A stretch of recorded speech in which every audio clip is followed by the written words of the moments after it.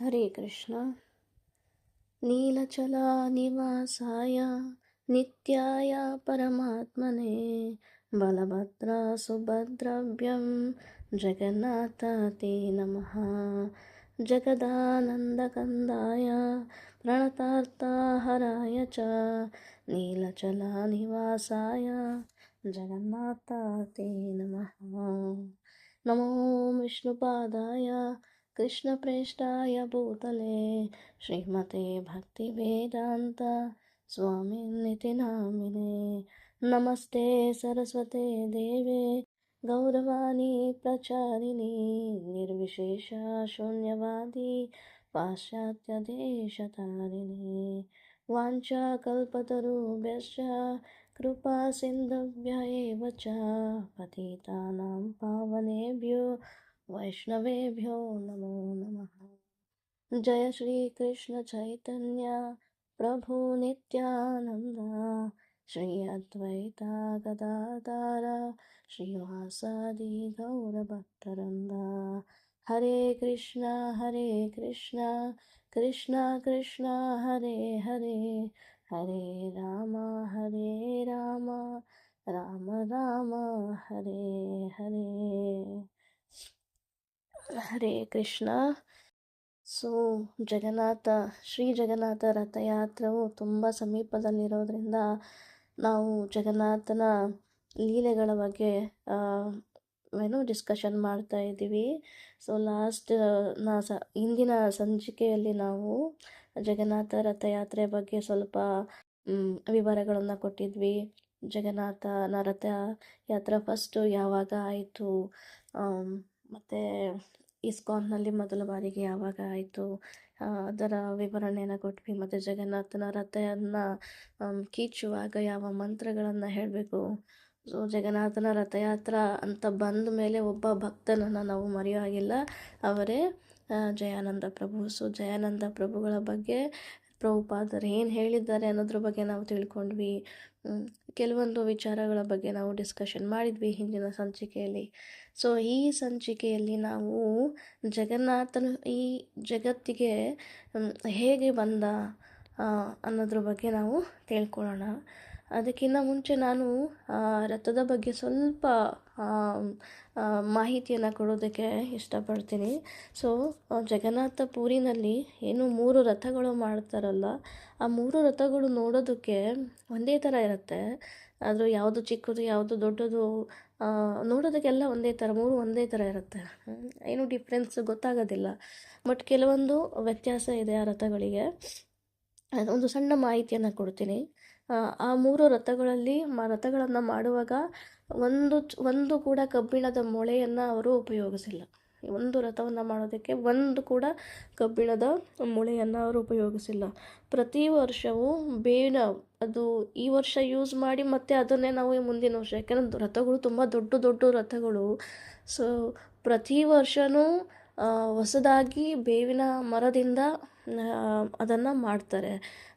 ಈ ವರ್ಷ ಯೂಸ್ ಮಾಡಿರೋದ್ರೆ ಮುಂದಿನ ವರ್ಷ ಯೂಸ್ ಮಾಡೋದೇ ಇಲ್ಲ, ಹೊಸದಾಗಿ ಮಾಡ್ತಕ್ಕಂಥದ್ದು. ಆಮೇಲೆ ಓಕೆ, ಆ 3 ರಥಗಳಲ್ಲಿ ಏನು ಡಿಫ್ರೆನ್ಸ್ ಅಂದರೆ, ಜಗತ್ತಿನ ನಾಥ ಜಗನ್ನಾಥ ಎಲ್ಲಿ ಸ್ಥಾಪಿತನಾಗ್ತಾನೋ ಆ ಒಂದು ರಥದ ಹೆಸರು ನಂದಿಘೋಷ ಅಂತ ಕರೀತಾರೆ.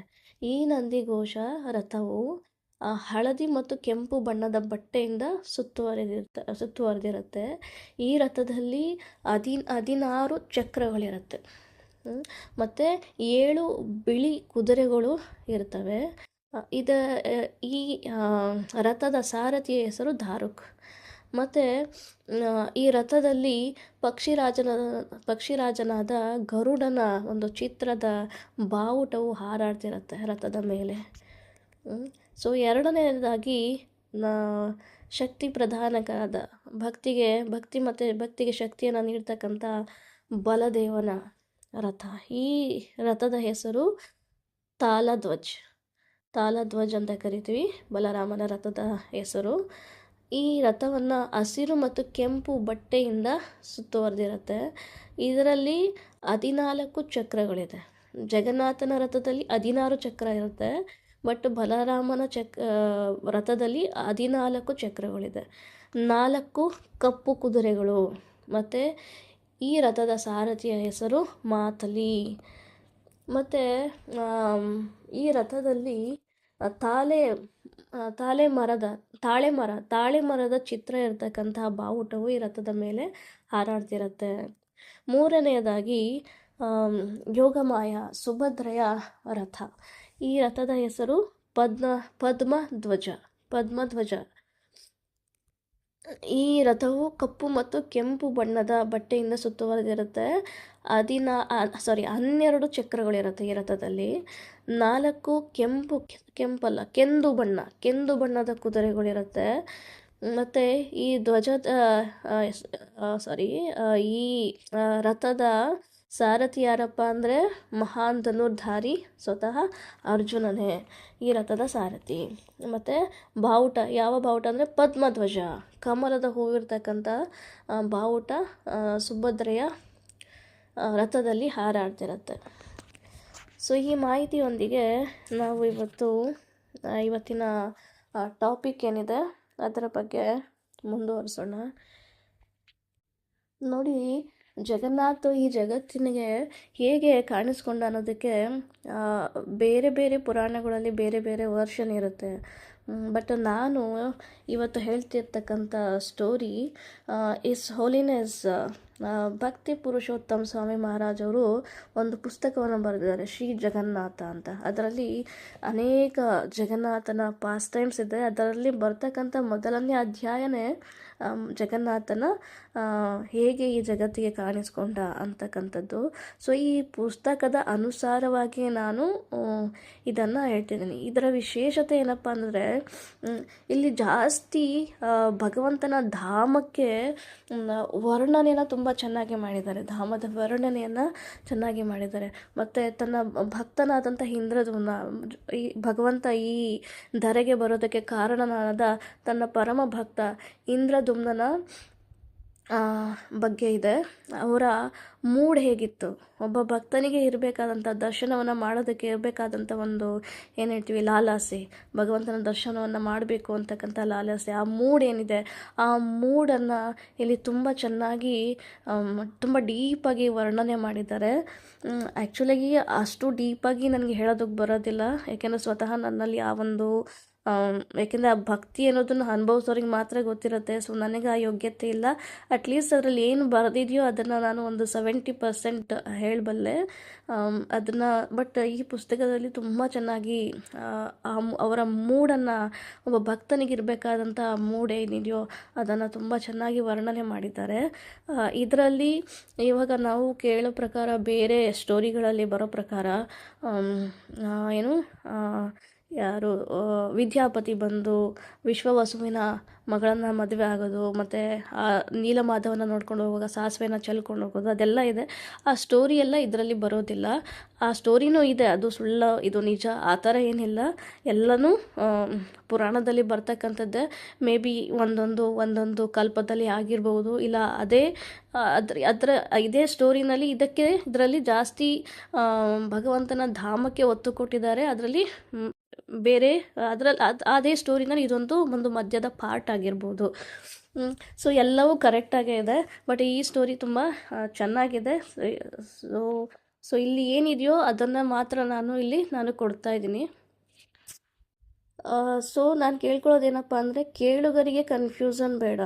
ಈ ಥರ ಎಲ್ಲೂ ನಾವು ಕೇಳೇ ಇಲ್ಲ, ಅಥವಾ ಯಾರು ಹೇಳಿಲ್ಲ, ಈ ಥರ ಇಲ್ಲ, ಅದು ಆ ಸ್ಟೋರಿ ಈ ಥರ ಇಲ್ಲ, ಬೇರೆ ಥರ ಇದೆ, ಇದೆಲ್ಲ ನಮಗೆ ನಾವು ತಪ್ಪಾಗಿ ಊಹೆ ಮಾಡ್ಕೊಳ್ಳೋದು ಬೇಡ. ಯಾಕೆಂದರೆ ನಾನು ಪುಸ್ತಕದಲ್ಲಿ ಏನಿದೆಯೋ ಅದನ್ನು ಮಾತ್ರ ಹೇಳ್ತಾ ಇದ್ದೀನಿ. ಓಕೆ, ನಾವೀಗ ಜಗನ್ನಾಥ ಪುರಿಗೆ ಮಾನಸಿಕವಾಗಿ ಇಂದ್ರದ್ಯುಮ್ನ ಮಹಾರಾಜನ ಜೊತೆ ಹೋಗೋಣ. ಓಕೆ, ಒಂದ್ಸಲ ಸತ್ಯಯುಗದಲ್ಲಿ ಇಂದ್ರದ್ಯುಮ್ನ ಮಹಾರಾಜರು ಮಾಳವ ಅಂತಕ್ಕಂಥ ಒಂದು ಸಿಟಿಯನ್ನು ಆಳ್ವಿಕೆ ಮಾಡ್ತಿರ್ತಾರೆ. ಆ ಸಿಟಿಯ ರಾಜಧಾನಿ ಆವಂತಿ. ಸೊ ರಾಜ ಇಂದ್ರದ್ಯುಮ್ನ ಈ ಬ್ರಹ್ಮನಿಂದ ಬರ್ತಕ್ಕಂಥ ಡೈರೆಕ್ಟಾಗಿ ಬ್ರಹ್ಮನ ಪೀಳಿಗೆಯಿಂದ ಬರ್ತಕ್ಕಂತಹ 25ನೇ ಪೀಳಿಗೆ ಇವರು. ಯಾರು? ರಾಜ ಇಂದ್ರದ್ಯುಮ್ನ. ಡೈರೆಕ್ಟಾಗಿ ಬ್ರಹ್ಮನಿಂದ ಬರ್ತಕ್ಕಂಥ ಪೀಳಿಗೆಯರು. ಇವರು 25ನೆಯವರು. ಸೊ ಹಾಗಾಗಿ ಇವರು ಭಗವಂತನ ಪರಮ ಭಕ್ತನಾಗಿರ್ತಾರೆ. ಸೊ ವಿಷ್ಣುವಿನ ಪರಮ ಭಕ್ತನಾಗಿರ್ತಾನೆ ಮತ್ತು ಅವರ ಆರಾಧನೆಯನ್ನು ತುಂಬ ಚೆನ್ನಾಗಿ ಮಾಡ್ತಿರ್ತಾರೆ. ಅವರಿಗೆ ಎಲ್ಲ ರೀತಿಯ ಒಳ್ಳೆಯ ಕ್ವಾಲಿಟೀಸ್ ಏನಿದೆಯೋ ರಾಜನಾಗೋದಕ್ಕೆ ಎಲ್ಲ ಕ್ವಾಲಿಟೀಸ್ ಅವರಲ್ಲಿ ಇರುತ್ತೆ. ಸೊ ಪ್ರತಿದಿನ ಅವರು ಭಗವಂತನ ಪೂಜೆ ಪುನಸ್ಕಾರಗಳಲ್ಲಿ ತೊಡಗ್ತಾರೆ. ಎಲ್ಲ ರೀತಿಯ ಶಾಸ್ತ್ರಗಳಲ್ಲಿ ಏನು ಇದೆಯೋ ಎಲ್ಲವನ್ನು ಅವರು ಎಲ್ಲ ರೀತಿಯ ವ್ರತಗಳು, ಪೂಜಾ ಪುನಸ್ಕಾರಗಳು, ಯಜ್ಞಗಳಲ್ಲಿ ಪರಿಣಿತನಾಗಿರ್ತಾರೆ. ಸೊ ಹೀಗೆ ದಿನನಿತ್ಯದಂತೆ ಪುರೋಹಿತರು ಬಂದು ಭಗವಾನ್ ವಿಷ್ಣುವಿಗೆ ಪೂಜೆಯನ್ನು ಮಾಡಿ ತೀರ್ಥ ಮತ್ತು ಆರತಿಯನ್ನು ಕೊಡ್ತಾರೆ ಮಹಾರಾಜರಿಗೆ. ಸೊ ಆ ದಿನ ರಾಜ ಆರತಿ ತೀರ್ಥವನ್ನು ಸ್ವೀಕರಿಸಿದ ನಂತರ ಪುರೋಹಿತರ ಮುಂದೆ ಒಂದು ವಿನಂತಿಯನ್ನು ಇಡ್ತಾರೆ, ಒಂದು ರಿಕ್ವೆಸ್ಟನ್ನು ಇಡ್ತಾರೆ. ಓ ಪುರೋಹಿತರೇ, ನೀವು ನನಗೆ ಅಂತಹ ಒಂದು ತೀರ್ಥದ ಬಗ್ಗೆ ಹೇಳಿ, ನಾನು ಎಲ್ಲಿ ಭಗವಾನ್ ವಿಷ್ಣುವನ್ನು ನಾನು ಫೇಸ್ ಟು ಫೇಸ್ ದರ್ಶನ ಮಾಡ್ಬೋದು ಅಂಥ ಒಂದು ಮಹಾನ್ ತೀರ್ಥದ ಬಗ್ಗೆ ನನಗೆ ದಯವಿಟ್ಟು ಹೇಳಿ ಅಂತ ಕೇಳ್ತಾರೆ. ಸೊ ಈ ವಿಚಾರವನ್ನು ಪುರೋಹಿತರು ತುಂಬ ಗಂಭೀರವಾಗಿ ತಗೊಳ್ತಾರೆ. ಆಮೇಲೆ ಅವರು ಒಂದು ವ್ಯವಸ್ಥೆಯನ್ನು ಮಾಡ್ತಾರೆ. ಎಲ್ಲ ತೀರ್ಥಯಾತ್ರಿಗಳು ರಾಜನ ಅರಮನೆಗೆ ಬರೋ ರೀತಿಯಲ್ಲಿ ಒಂದು ವ್ಯವಸ್ಥೆಯನ್ನು ಮಾಡ್ತಾರೆ. ಸೊ ಒಂದು ದಿನ ಎಲ್ಲರೂ ಬಂದು ಅರಮನೆಯಲ್ಲಿ ಸೇರ್ತಾರೆ. ಈ ಕುಲಪುರೋಹಿತರು ಏನಿರ್ತಾರೆ ಎಲ್ಲ ತೀರ್ಥಯಾತ್ರಿಗಳನ್ನು ಸ್ವಾಗತ ಮಾಡ್ತಾರೆ. ಸ್ವಾಗತ ಮಾಡಿದ ನಂತರ ಅವರು ಹೇಳ್ತಾರೆ, ಓ ತೀರ್ಥಯಾತ್ರಿಗಳೇ, ನೀವು ಭಗವಾನ್ ವಿಷ್ಣುವಿನ ದರ್ಶನಕ್ಕಾಗಿ ಒಂದು ಸ್ಥಳದಿಂದ ಇನ್ನೊಂದು ಸ್ಥಳಕ್ಕೆ ಯಾವಾಗಲೂ ಯಾತ್ರೆಯನ್ನು ಮಾಡಿ ಭಗವಂತನ ದರ್ಶನವನ್ನು ನೀವು ಪಡಿತೀರಾ. ಸೊ ನಮ್ಮ ರಾಜನಿಗೆ ಭಗವಂತನನ್ನು ಫೇಸ್ ಟು ಫೇಸ್ ದರ್ಶನವನ್ನು ಮಾಡ್ತಕ್ಕಂಥ ಇಚ್ಛೆಯಾಗಿದೆ. ಸೊ ದಯವಿಟ್ಟು ನೀವು ಅಂಥ ಒಂದು ಮಹಾನ್ ತೀರ್ಥದ ಬಗ್ಗೆ ಹೇಳಿ, ಎಲ್ಲಿ ನಮ್ಮ ರಾಜ ಭಗವಂತನ ದರ್ಶನವನ್ನು ಸವಿಬಹುದು, ಅವನ ಒಂದು ದರ್ಶನ ಏನಿದೆ ಅದನ್ನು ಕುಡಿಬಹುದು ಅಂತಹ ಒಂದು ತೀರ್ಥದ ಬಗ್ಗೆ ಹೇಳಿ ಅಂತ ಹೇಳ್ತಾರೆ. ಸೊ ಅಲ್ಲಿರ್ತಕ್ಕಂಥ ಯಾತ್ರಿಗಳಲ್ಲಿ ಒಬ್ಬ ತೀರ್ಥಯಾತ್ರಿ ತುಂಬ ಉತ್ಸಾಹದಿಂದ ಎದ್ದು ಹೇಳ್ತಾರೆ, ಓ ಪುರೋಹಿತರೇ, ಭಗವಂತನ ಕೃಪೆಯಿಂದ ನಾನು ಅನೇಕ ತೀರ್ಥ ಸ್ಥಳಗಳಿಗೆ ನಾನು ಹೋಗಿದ್ದೀನಿ, ಭಗವಂತನ ದರ್ಶನವನ್ನು ಮಾಡಿದ್ದೀನಿ. ಬಟ್ ಒಂದು ಸ್ಥಳದ ಬಗ್ಗೆ ನಾನು ವರ್ಣನೆಯನ್ನು ಮಾಡ್ತೀನಿ ಈಗ. ಎಲ್ಲಿ ನಿಮ್ಮ ರಾಜ ಆ ಒಂದು ದರ್ಶನದಿಂದ ಅವರು ಆ ಭಗವಂತನ ಬ್ಯೂಟಿಯನ್ನು ಸವಿಬಹುದು ಅಂತ ಒಂದು ಇದನ್ನು ನಾನು ಹೇಳ್ತೀನಿ, ಸ್ಥಳದ ಬಗ್ಗೆ ಹೇಳ್ತೀನಿ ಅಂತ ಹೇಳಿಬಿಟ್ಟು ಅವರು ಆ ಸ್ಥಳವನ್ನು ವರ್ಣನೆ ಮಾಡೋದಕ್ಕೆ ಶುರು ಮಾಡ್ತಾರೆ. ನಮ್ಮ ಭಾರತ ವರ್ಷದಲ್ಲಿ ಉದ್ರ ದೇಶ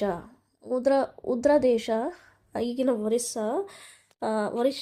ಒರಿಸ್ಸಾ ರಾಜ್ಯದಲ್ಲಿ ಒಂದು ಸಮುದ್ರ ಇದೆ. ಆ ಸಮುದ್ರದ ತೀರದಲ್ಲಿ ದಕ್ಷಿಣದ ದಿಕ್ಕಿಗೆ ಪುರುಷೋತ್ತಮ ಕ್ಷೇತ್ರ ಅಂತಕ್ಕಂಥ ಒಂದು ಸ್ಥಳ ಇದೆ. ಆ ಸ್ಥಳದಲ್ಲಿ ಒಂದು ನೀಲಿಯ ಪರ್ವತವು ಅಲ್ಲಿ ಇದೆ. ಪುರುಷೋತ್ತಮ ಕ್ಷೇತ್ರದಲ್ಲಿ ನೀಲಿಯ ಪರ್ವತ ಇದೆ. ಆ ಪರ್ವತವು ದಟ್ಟವಾದಂತಹ ಕಾಡುಗಳಿಂದ ಸುತ್ತುವರಿದಿದೆ. ಅದರ ತುದಿಗೆ ಹೋದರೆ ಅಲ್ಲೊಂದು ಅಶ್ವತ್ಥ ಮರ ಇದೆ. ಅದನ್ನು ಕಲ್ಪಬಟ್ಟ ಅಂತ ಕರೀತಾರೆ. ಅದರ ಪಶ್ಚಿಮದ ದಿಕ್ಕಿನಲ್ಲಿ ಒಂದು ಸುಂದರವಾದಂತಹ ಕೊಳ ಇದೆ. ಆ ಕೊಳದ ಹೆಸರು ರೋಹಿಣಿ ಕುಂಡ. ಈ ರೋಹಿಣಿ ಕುಂಡದಲ್ಲಿರ್ತಕ್ಕಂಥದ್ದು ಕೇವಲ ನೀರಲ್ಲ, ಇದು ಭಗವಂತನಿಯ ಕರುಣೆ ನೀರಿನ ರೂಪದಲ್ಲಿ ಇದೆ. ಈ ರೋಹಿಣಿ ಕುಂಡದಲ್ಲಿ ಯಾರು ಸ್ನಾನವನ್ನು ಮಾಡ್ತಾರೋ ಅವರಿಗೆ ಇಮ್ಮಿಡಿಯೇಟಾಗಿ ಮುಕ್ತಿ ಸಿಗುತ್ತೆ ಅಂತ ಹೇಳ್ತಾರೆ. ಸೊ ಹಾಗೆ ಅವರು ಮುಂದುವರಿಸ್ತಾರೆ ಅವರ ವರ್ಣನೆಯನ್ನು. ಸೊ ಪೂರ್ವ ದಿಕ್ಕಿನಲ್ಲಿ ಏನಿದೆ,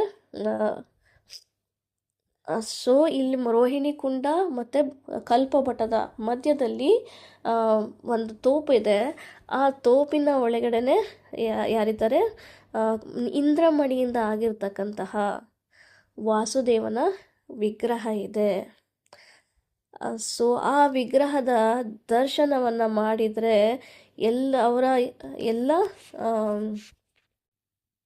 ಪಾಪಗಳು ಕಳೆದು ಅವರು ಮುಕ್ತಿಗೆ, ವೈಕುಂಠಕ್ಕೆ ಹೋಗೋದಕ್ಕೆ ಅರ್ಹರಾಗ್ತಾರೆ ಅಂತ ಆ ಆ ಡಿ ಟಿ ಬಗ್ಗೆ, ಆ ವಿಗ್ರಹದ ಬಗ್ಗೆ ಮಾತನಾಡುವಾಗ ಆ ಯಾತ್ರಿಯ ಒಂದು ಕಣ್ಣಿನಲ್ಲಿ ಆ ಒಂದು ಏನು ನೀರುಗಳು ತುಂಬಿಕೊಂಡಿರುತ್ತೆ. ಅವರ ವಾಯ್ಸ್ ಏನಿದೆ ಅದು ತುಂಬ ಗದ್ಗದವಾಗಿರುತ್ತೆ.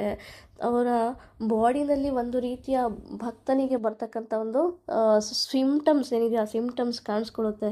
ಅದನ್ನು ನೋಡಿ ಅಲ್ಲಿರೋರೆಲ್ಲರೂ ವಾವ್, ಆ ದರ್ಶನ ಅಷ್ಟು ಚೆನ್ನಾಗಿದೆಯಾ, ಅಂದರೆ ಆ ದರ್ಶನ ಮಾಡೋದ್ರಿಂದ ಏನು ಸಿಗುತ್ತೋ ಆ ಒಂದು ಬಾಡಿನಲ್ಲಿ ಕಾಣಿಸ್ಕೊಂಡಿದೆ. ಆ ಸಂತೋಷ ಏನಿದೆ ಆ ಯಾತ್ರಿಯ ಬಾಡಿನಲ್ಲಿ ಕಾಣಿಸ್ಕೊಳ್ತಾ ಇರುತ್ತೆ. ಅದನ್ನು ನೋಡಿ ಎಲ್ಲರಿಗೂ ಆ ದರ್ಶನವನ್ನು ನಾನು ಮಾಡಬೇಕು, ಈ ಒಂದು ಇದನ್ನು ನಾನು ಅನುಭವಿಸ್ಬೇಕು, ಈ ಒಂದು ರೋಮಾಂಚನವನ್ನು ನಾನು ಅನುಭವಿಸ್ಬೇಕು ಅಂತ ಎಲ್ಲರಿಗೂ ಅನಿಸುತ್ತೆ. ಸೊ ಅವ್ರು ಹೇಳ್ತಾರೆ, ಸೊ ಭಗವಂತನ ಕೃಪೆಯಿಂದ ನಾನು ಭಗವಂತನ ದರ್ಶನವನ್ನು ಮಾಡಿದೆ. ಮತ್ತು ಅದೇ ಜಗನ್ನಾಥಪುರಿನಲ್ಲಿ ನಾನು ನೀಲಾಚಲ ಧಾಮದಲ್ಲಿ 1 ವರ್ಷ ಅಲ್ಲೇ ವಾಸವಾಗಿ ಭಗವಂತನ ಸೇವೆಯನ್ನು ಮಾಡಿದ್ದೆ. ಮತ್ತು 18 ವಿದ್ಯೆಗಳಲ್ಲಿ ನಾನು ಎಕ್ಸ್ಪರ್ಟ್ ಆದೆ. ನನ್ನ ಪ್ರಜ್ಞೆಯನ್ನು ನಾನು ಪರಿಶುದ್ಧವನ್ನಾಗಿ ಮಾಡಿಕೊಂಡು ಭಗವಂತನಲ್ಲಿ ನನಗೆ ಭಕ್ತಿ ಮೂಡುವ ಹಾಗೆ ಆಯಿತು ನಾನು ಅಲ್ಲಿ ನೀಲಾಚಲ ಧಾಮದಲ್ಲಿ ವಾಸವಾಗಿದ್ದಾಗ. ಸೊ ರಾಜನೇ, ದಯವಿಟ್ಟು ನೀವು ಅಲ್ಲಿ ಹೋಗಿ ಅಲ್ಲಿ ನೀವು ವಾಸ ಮಾಡಿ ಭಗವಂತನ ದರ್ಶನವನ್ನು ನೀವು ಪಡ್ಕೊಳ್ಳಿ. ನಾನು ಇಲ್ಲಿ ನಿಮ್ಮ ಹಣಕ್ಕೋಸ್ಕರ ಆಗಲಿ ಅಥವಾ ಏನನ್ನೋ ಬೇಡೋದಕ್ಕೋಸ್ಕರ ನಾನು ಬಂದಿಲ್ಲ, ಕೇವಲ ಒಂದು ವಿನಂತಿಯನ್ನು ಇಟ್ಕೊಂಡು ಬಂದಿದ್ದೀನಿ. ನೀವು ಹೋಗಿ ದಯವಿಟ್ಟು ಅಲ್ಲಿ ಜಗನ್ನಾಥನ ದರ್ಶನವನ್ನು ಮಾಡಿ ಮತ್ತು ಅದೇ ಕ್ಷೇತ್ರದಲ್ಲಿ ನೀವು ವಾಸವಾಗಿ ಅಂತ ಹೇಳಿ ಅವರು ಆ ಯಾತ್ರಿ ಕಣ್ಮರೆ ಆಗ್ತಾರೆ ಇಮ್ಮಿಡಿಯೇಟಾಗಿ. ಅದನ್ನು ನೋಡಿ ರಾಜ ಇಂದ್ರಜಿಮ್ನನಿಗೆ ಆಶ್ಚರ್ಯ ಆಗುತ್ತೆ. ಸೊ ಅವರ ವರ್ಣನೆಯಿಂದಾಗಿ ಇವರಿಗೆ ಆ ಒಂದು ಪುರುಷೋತ್ತಮ ಕ್ಷೇತ್ರಕ್ಕೆ ಹೋಗಬೇಕು ಅನ್ನೋ ಆಸೆ ಉಂಟಾಗುತ್ತೆ. ಇಮ್ಮಿಡಿಯೇಟಾಗಿ ಅವರು ಅವರ ಆಸನದಿಂದ ಎದ್ದು ಹೇಳ್ತಾರೆ, ಓ ಬ್ರಾಹ್ಮಣರೇ, ನಾವು ಆ ಯಾತ್ರಿ ಹೇಳಿದ ಹಾಗೆ ನಾವೆಲ್ಲರೂ ಅಲ್ಲೇ ಹೋಗಬೇಕು, ಪುರುಷೋತ್ತಮ ಕ್ಷೇತ್ರಕ್ಕೆ ಹೋಗಿ ಅಲ್ಲೇ ನಾವು ವಾಸವನ್ನು ಮಾಡೋಣ. ಸೊ ಎಲ್ಲರೂ ಹೋಗೋಣ ಅಂತ ಹೋಗೋದಕ್ಕೆ ಸಿದ್ಧರಾಗಿ ಅಂತ ಹೇಳ್ತಾರೆ. ಸೊ ಅಲ್ಲಿರ್ತಕ್ಕಂಥ ಪುರೋಹಿತರು ಹೇಳ್ತಾರೆ, ಓ ಮಹಾರಾಜರೇ, ಸೊ ಇವಾಗ ನಾವು ನನ್ನ ತಮ್ಮನಾದಂಥ ವಿದ್ಯಾಪತಿಯನ್ನು ಮೊದಲು ಅಲ್ಲಿಗೆ ಕಳಿಸೋಣ. ಅಲ್ಲಿರ್ತಕ್ಕಂಥ ಅಲ್ಲಿನ ಪರಿಸ್ಥಿತಿ ಏನಿದೆಯೋ ಮತ್ತು ಇರೋದಕ್ಕೆ ಒಂದು ಜಾಗದ ವ್ಯವಸ್ಥೆಯನ್ನು ಮಾಡಬೇಕು. ಸೊ ಹಾಗಾಗಿ ಮೊದಲು ಅವರನ್ನು ಕಳಿಸೋಣ. ಅವರು ವಾಪಸ್ಸು ಏನು ಸಂದೇಶವನ್ನು ಪಡ್ಕೊಂಡು ಬರ್ತಾರೆ, ಆ ಸಂದೇಶದ ಮೇರೆಗೆ ನಾವು ನಮ್ಮ ಪ್ರಯಾಣವನ್ನು ಮುಂದುವರಿಸೋಣ. ಸದ್ಯಕ್ಕೆ ನಾವು ವಿದ್ಯಾಪತಿಯನ್ನು ಕಳಿಸೋಣ ಅಂತ ಹೇಳ್ತಾರೆ. ಅದಕ್ಕೆ ಅವರು ಒಪ್ಕೊಳ್ತಾರೆ, ರಾಜರು ಒಪ್ಕೊಳ್ತಾರೆ, ವಿದ್ಯಾಪತಿಯನ್ನು ಕಳಿಸೋದಕ್ಕೆ ತಯಾರಾಗ್ತಾರೆ. ಸೊ ವಿದ್ಯಾಪತಿಯು ಕೆಲವು ಬ್ರಾಹ್ಮಣರ ಜೊತೆಯಲ್ಲಿ ಒಂದು ಶುಭ ಮುಹೂರ್ತವನ್ನು ನೋಡಿ ಅವರು ಪುರುಷೋತ್ತಮ ಕ್ಷೇತ್ರದ ಕಡೆಗೆ ಅವರ ಜರ್ನಿಯನ್ನು ಶುರು ಮಾಡ್ತಾರೆ. ಅವರು ರಥದ ಮೇಲೆ ಕುಳಿತುಕೊಂಡು ಹೋಗುವಾಗ ವಿದ್ಯಾಪತಿಗಳು ಅವರ ಮನಸ್ಸಿನಲ್ಲಿ ಜಗನ್ನಾಥನ ಮೇಲೆ ಒಂದು ಅಪಾರವಾದಂತಹ ಭಕ್ತಿಯನ್ನು ತುಂಬಿಕೊಂಡಿರ್ತಾರೆ. ಅವರು ಮನಸ್ಸಿನಲ್ಲಿ ಒಂದೊಂದು ಕ್ಷಣವೂ ಕೂಡ ಅವರ ದರ್ಶನಕ್ಕಾಗಿ ತುಂಬ ಕಾತುರತೆಯಿಂದ ಹೊರಡ್ತಾ ಇರ್ತಾರೆ. ಅವರ ಮನಸ್ಸಿನಲ್ಲಿ ಅಂದ್ಕೊಳ್ತಿರ್ತಾರೆ, ನಾನು ಇವತ್ತು ಜಗನ್ನಾಥನ ದರ್ಶನವನ್ನು ಮಾಡೋದಕ್ಕೆ ಹೋಗ್ತಾ ಇದ್ದೀನಿ, ಇವತ್ತಿಗೆ ನನ್ನ ಜನ್ಮ ಸಾರ್ಥಕ ಆಗುತ್ತೆ, ನನ್ನ ಎಲ್ಲ ಪಾಪಗಳು ಕಳೆಯುತ್ತೆ. ಹೀಗೆ ಅನೇಕ ನಾನು ಇಮ್ಮಿಡಿಯೇಟಾಗಿ ಭಗವಂತನ ಒಂದು ಆಶ್ರಯವನ್ನು ನಾನು ಪಡ್ಕೊಳ್ತೀನಿ.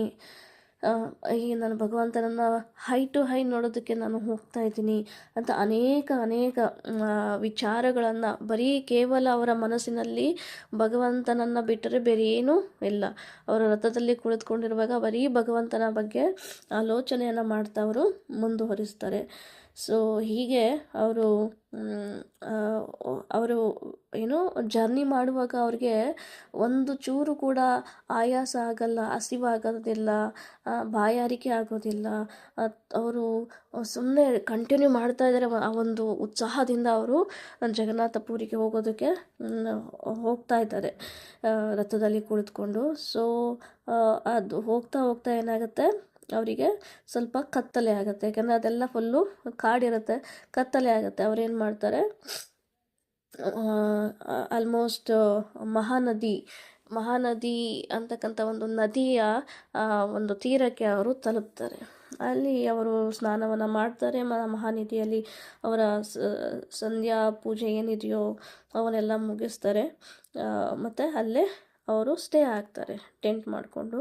ಸೊ ಅದರ ಬೆಳಗಿನ ಜಾವದಲ್ಲಿ ಅವರು ಎದ್ದು ಮಹಾನದಿಯನ್ನು ಕ್ರಾಸ್ ಮಾಡಿಕೊಂಡು ಹಾಗೆ ಪುರುಷೋತ್ತಮ ಕ್ಷೇತ್ರದ ಕಡೆಗೆ ಹೊರಡ್ತಾರೆ. ಸೊ ಅಲ್ಲಿ ಎಲ್ಲಿ ಏಕಾಂಬ್ರ ಕಾನನ ಅಂತಕ್ಕಂಥ ಒಂದು ಪ್ರದೇಶವನ್ನು ಅವರು ತಲುಪ್ತಾರೆ. ಏಕಾಂಬ್ರ ಕಾನನ ಈಗಿನ ಭುವನೇಶ್ವರ, ಅಲ್ಲಿ ತಲುಪ್ತಾರೆ. ಸೊ ಅಲ್ಲಿಂದ ನಿಂತ್ಕೊಂಡು ನೋಡಿದರೆ ನೀಲಾಚಲ ಏನು ಟಾಪ್ ಏನಿದೆಯೋ ತುದಿ ಕಾಣಿಸ್ತಾ ಇರತ್ತೆ.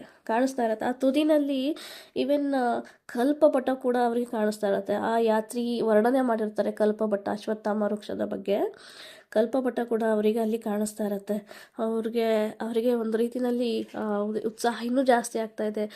ಯಾತ್ರಿ ಹೇಳಿದ ಹಾಗೆ ಅಲ್ಲಿ ನೋಡಿ ಕಲ್ಪಪಟ ಕಾಣಿಸ್ತಾ ಇದೆ, ಅಲ್ಲಿಗೆ ನಾವು ತಲುಪಬೇಕು ಅಂಥೇಳಿ ಅವರು ಇನ್ನೂ ಉತ್ಸಾಹದಿಂದ ಹಾಗೆ ರಥದಲ್ಲಿ ಮುಂದುವರಿತಾ ಹೋಗ್ತಾರೆ. ಬಟ್ ಅವರಿಗೆ ಹೋಗ್ತಾ ಅವ್ರಿಗೆ ದಾರಿ ಕಾಣದಂತಾಗತ್ತೆ. ಯಾಕೆಂದರೆ ಅದು ದಟ್ಟವಾದಂತಹ ಕಾಡು, ತುಂಬ ಕತ್ತಲು ತುಂಬಿರುತ್ತೆ.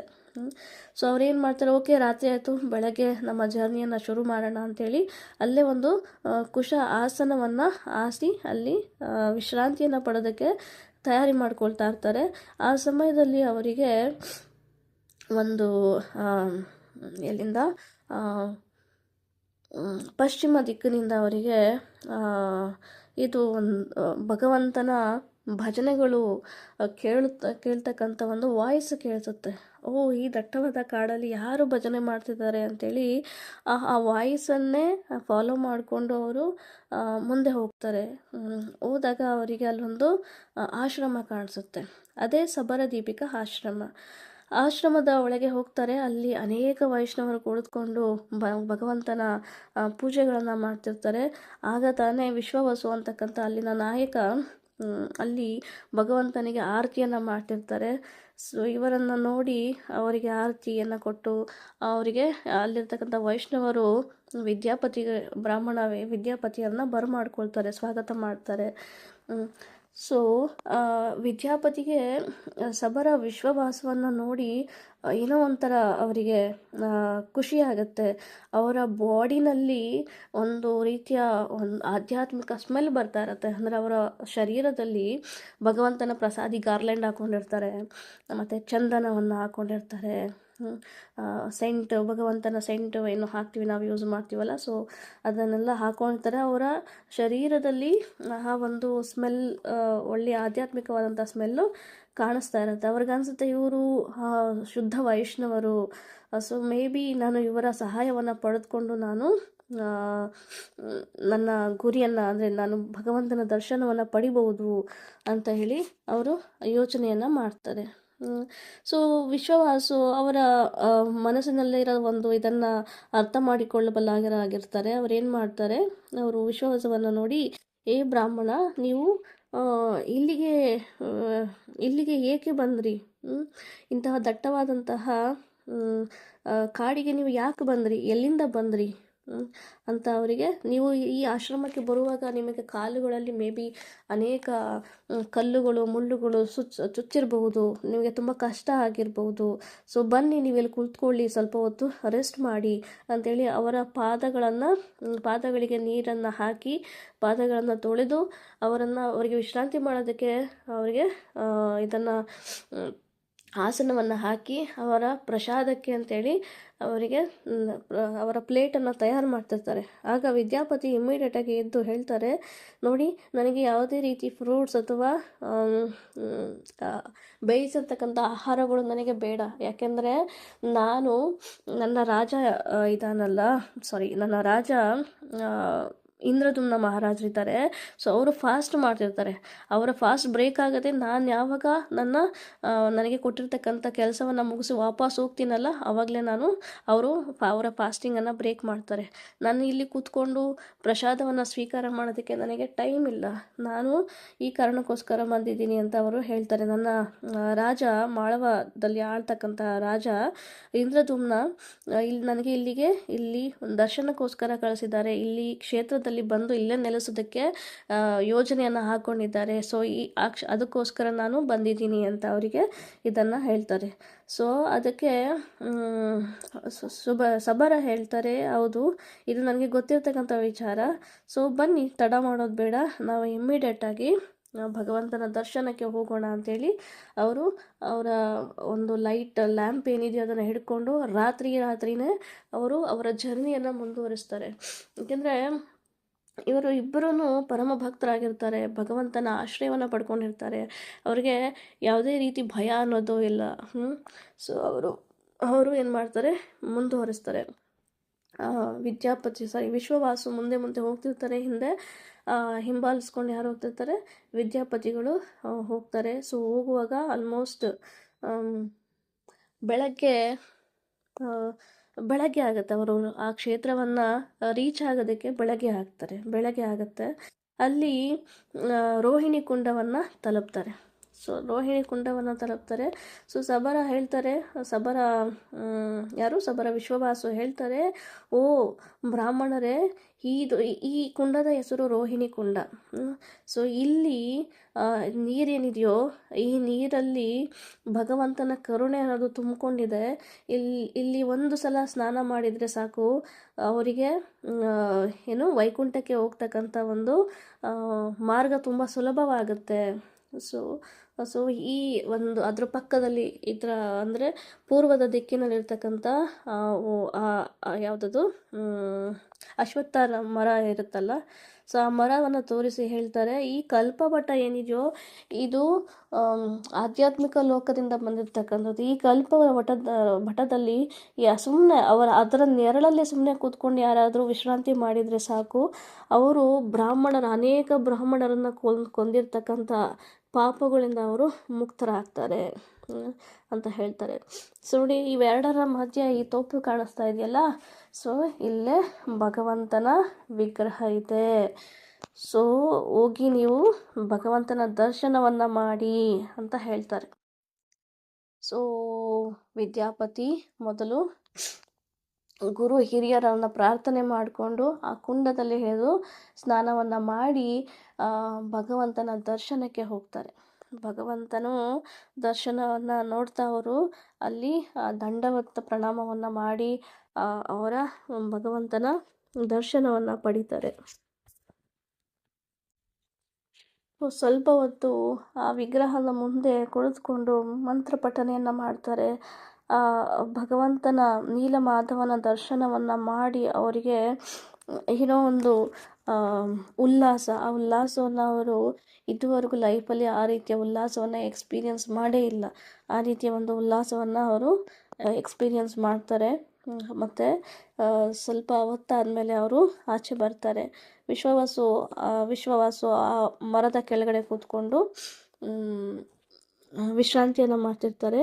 ಸೊ ವಿಶ್ವವಾಸು ಹೇಳ್ತಾರೆ, ಇವತ್ತಿಗೆ ನಿಮ್ಮ ಜನ್ಮ ಸಾರ್ಥಕವಾಯಿತು.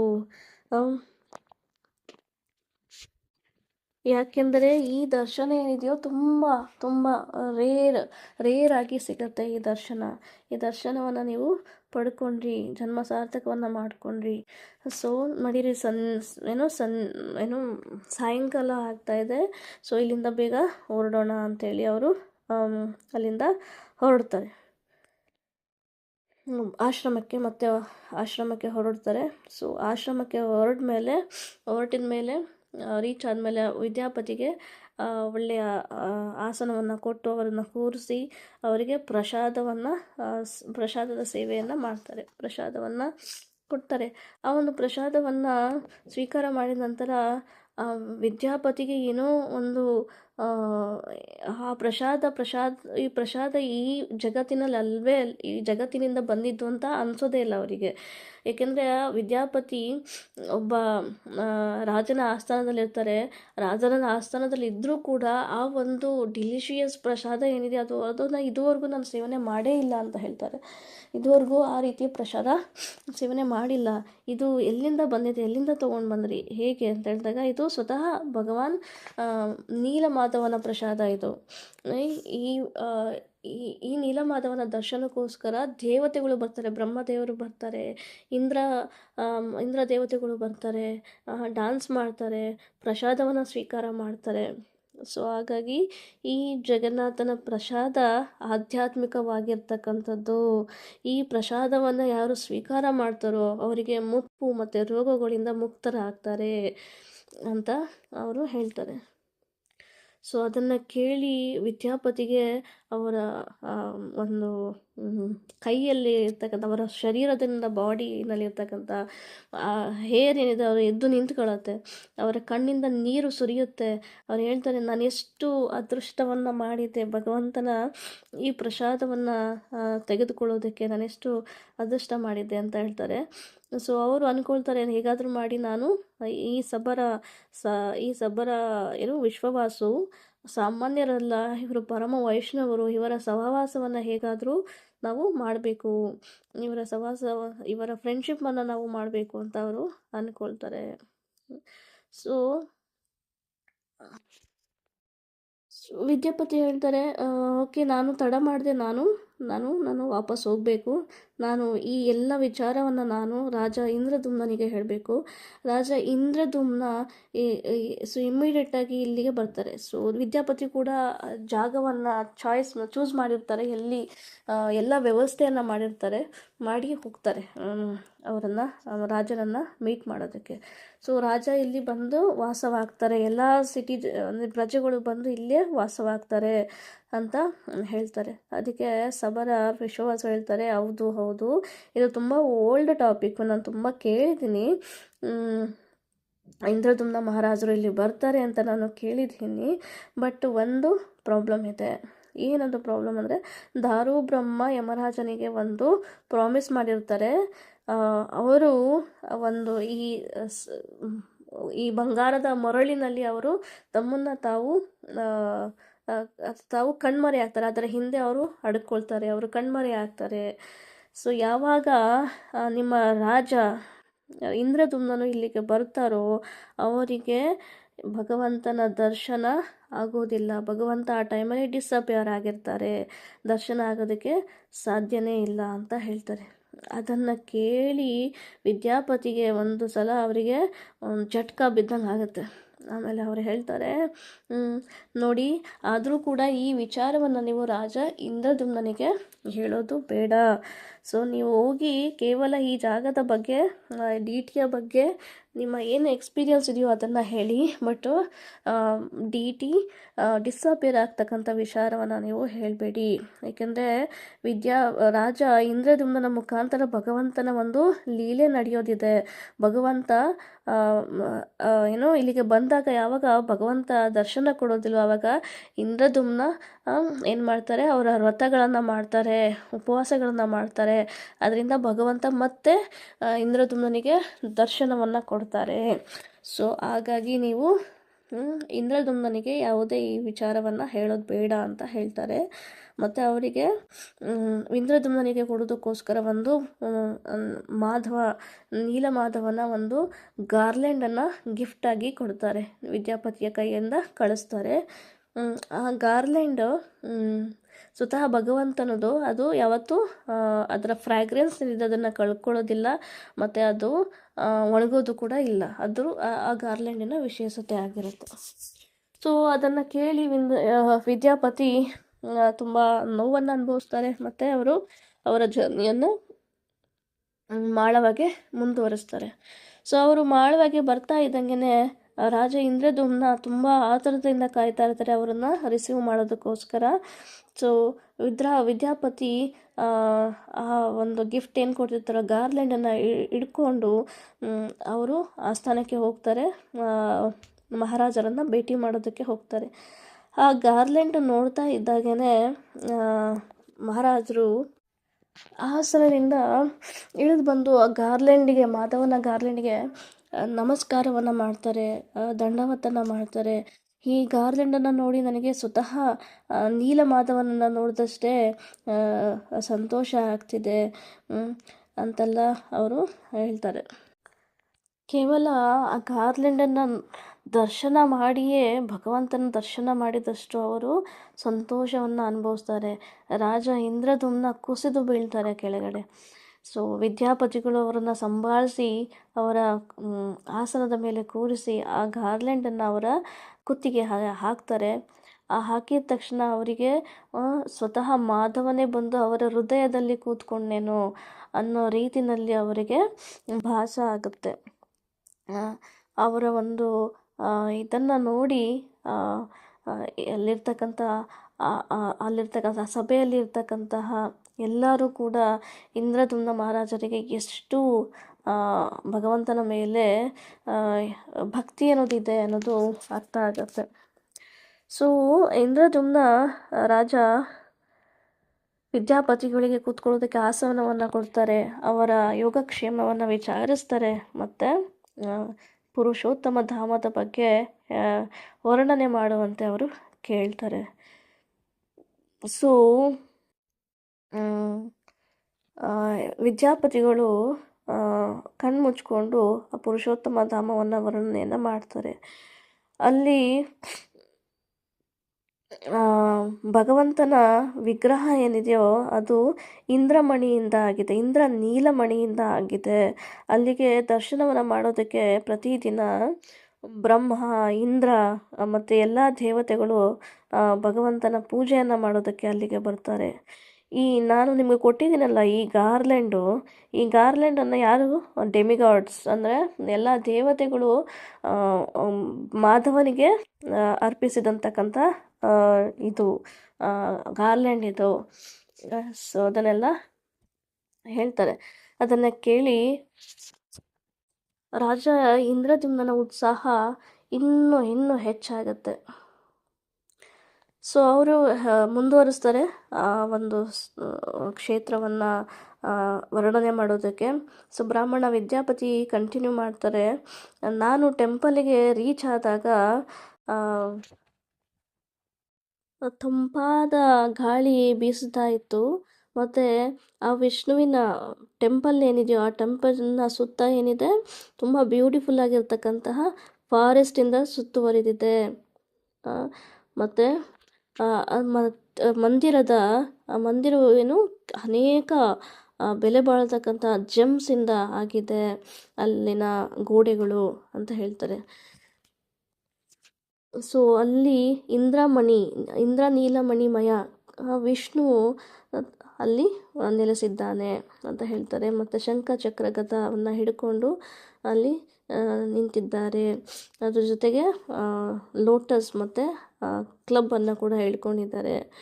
ಅದರ DT ಆಲ್ಮೋಸ್ಟ್ 81 ಫಿಂಗರ್ಸ್ ಇದೆ. ಇವಾಗ ನಾವು ಕೈಯಲ್ಲಿ ಈ ಥರ ಅಡ್ಡ ಮಾಡಿ ನಾವು ಹೀಗೆ ಲೆಕ್ಕ ಮಾಡ್ತೀವಲ್ವ, ಫಿಂಗರ್ಸ್ನಲ್ಲಿ ಲೆಕ್ಕ ಮಾಡ್ತೀವಲ್ಲ, ಸೊ ಆ ರೀತಿ ನೋಡಿದರೆ 81 ಫಿಂಗರ್ಸ್ ಅದು ಉದ್ದ ಇದೆ.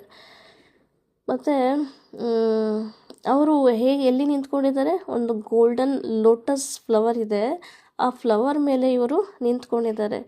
ಅವರು ಒಂದು ಮುಗುಳ್ನಗೆಯನ್ನು, ಆ ಡಿ ಟಿಯಲ್ಲಿ ಒಂದು ಮುಗುಳ್ನಗೆ ಕಾಣಿಸ್ತಾ ಇದೆ. ಆ ಮುಗುಳ್ನಗೆ ಇಡೀ ಪ್ರಪಂಚದಲ್ಲಿರ್ತಕ್ಕಂಥ ಎಲ್ಲ ದುಃಖಗಳನ್ನು ನಾಶ ಮಾಡುವಂತಹ ಮುಗುಳ್ನಗೆ ಅಂತ ಹೇಳ್ತಾರೆ. ಮತ್ತು ಭಗವಂತನ ಏನು ಮೂಗೇನಿದೆಯೋ ಆ ಮೂಗು ಸೆಸಮೆ ಫ್ಲವರ್ ರೀತಿಯಲ್ಲಿ ತುಂಬ ಡೆಲಿಕೇಟ್ ಆಗಿದೆ ಅಂತ ಹೇಳ್ತಾರೆ. ಮತ್ತು ಅವರ ಉದ್ದನೆಯ ಇಯರ್ಸ್ ಏನಿದೆಯೋ ಆ ಇಯರ್ಸ್ ಯಾವ್ದರಿಂದ ಕ್ರೊಕೊಡೈಲ್ ಏನು ಹೇಳ್ತಾರೆ, ಮೊಸಳೆಯ ಆಕಾರವಿರ್ತಕ್ಕಂಥ ಕುಂಡಲಗಳನ್ನು ಧರಿಸಿದ್ದಾರೆ. ಅವರ ಭುಜಗಳು ಏನಿದೆ ತುಂಬ ಅಗಲವಾಗಿದೆ, ತುಂಬ ಸ್ಟ್ರಾಂಗ್ ಆಗಿದೆ. ಮತ್ತು ಅವರ 4 ಕೈಗಳು ಶಂಖಚಕ್ರ ಗದಾ ಪದ್ಮವನ್ನು ಹಿಡಿದುಕೊಂಡಿದ್ದಾರೆ. ಅವರ ಕೌಸ್ತುಭ ಮಣಿ ಅವರ ಕತ್ತಲ್ಲಿ ಇದೆ. ಮತ್ತು ಅವರ ಏನು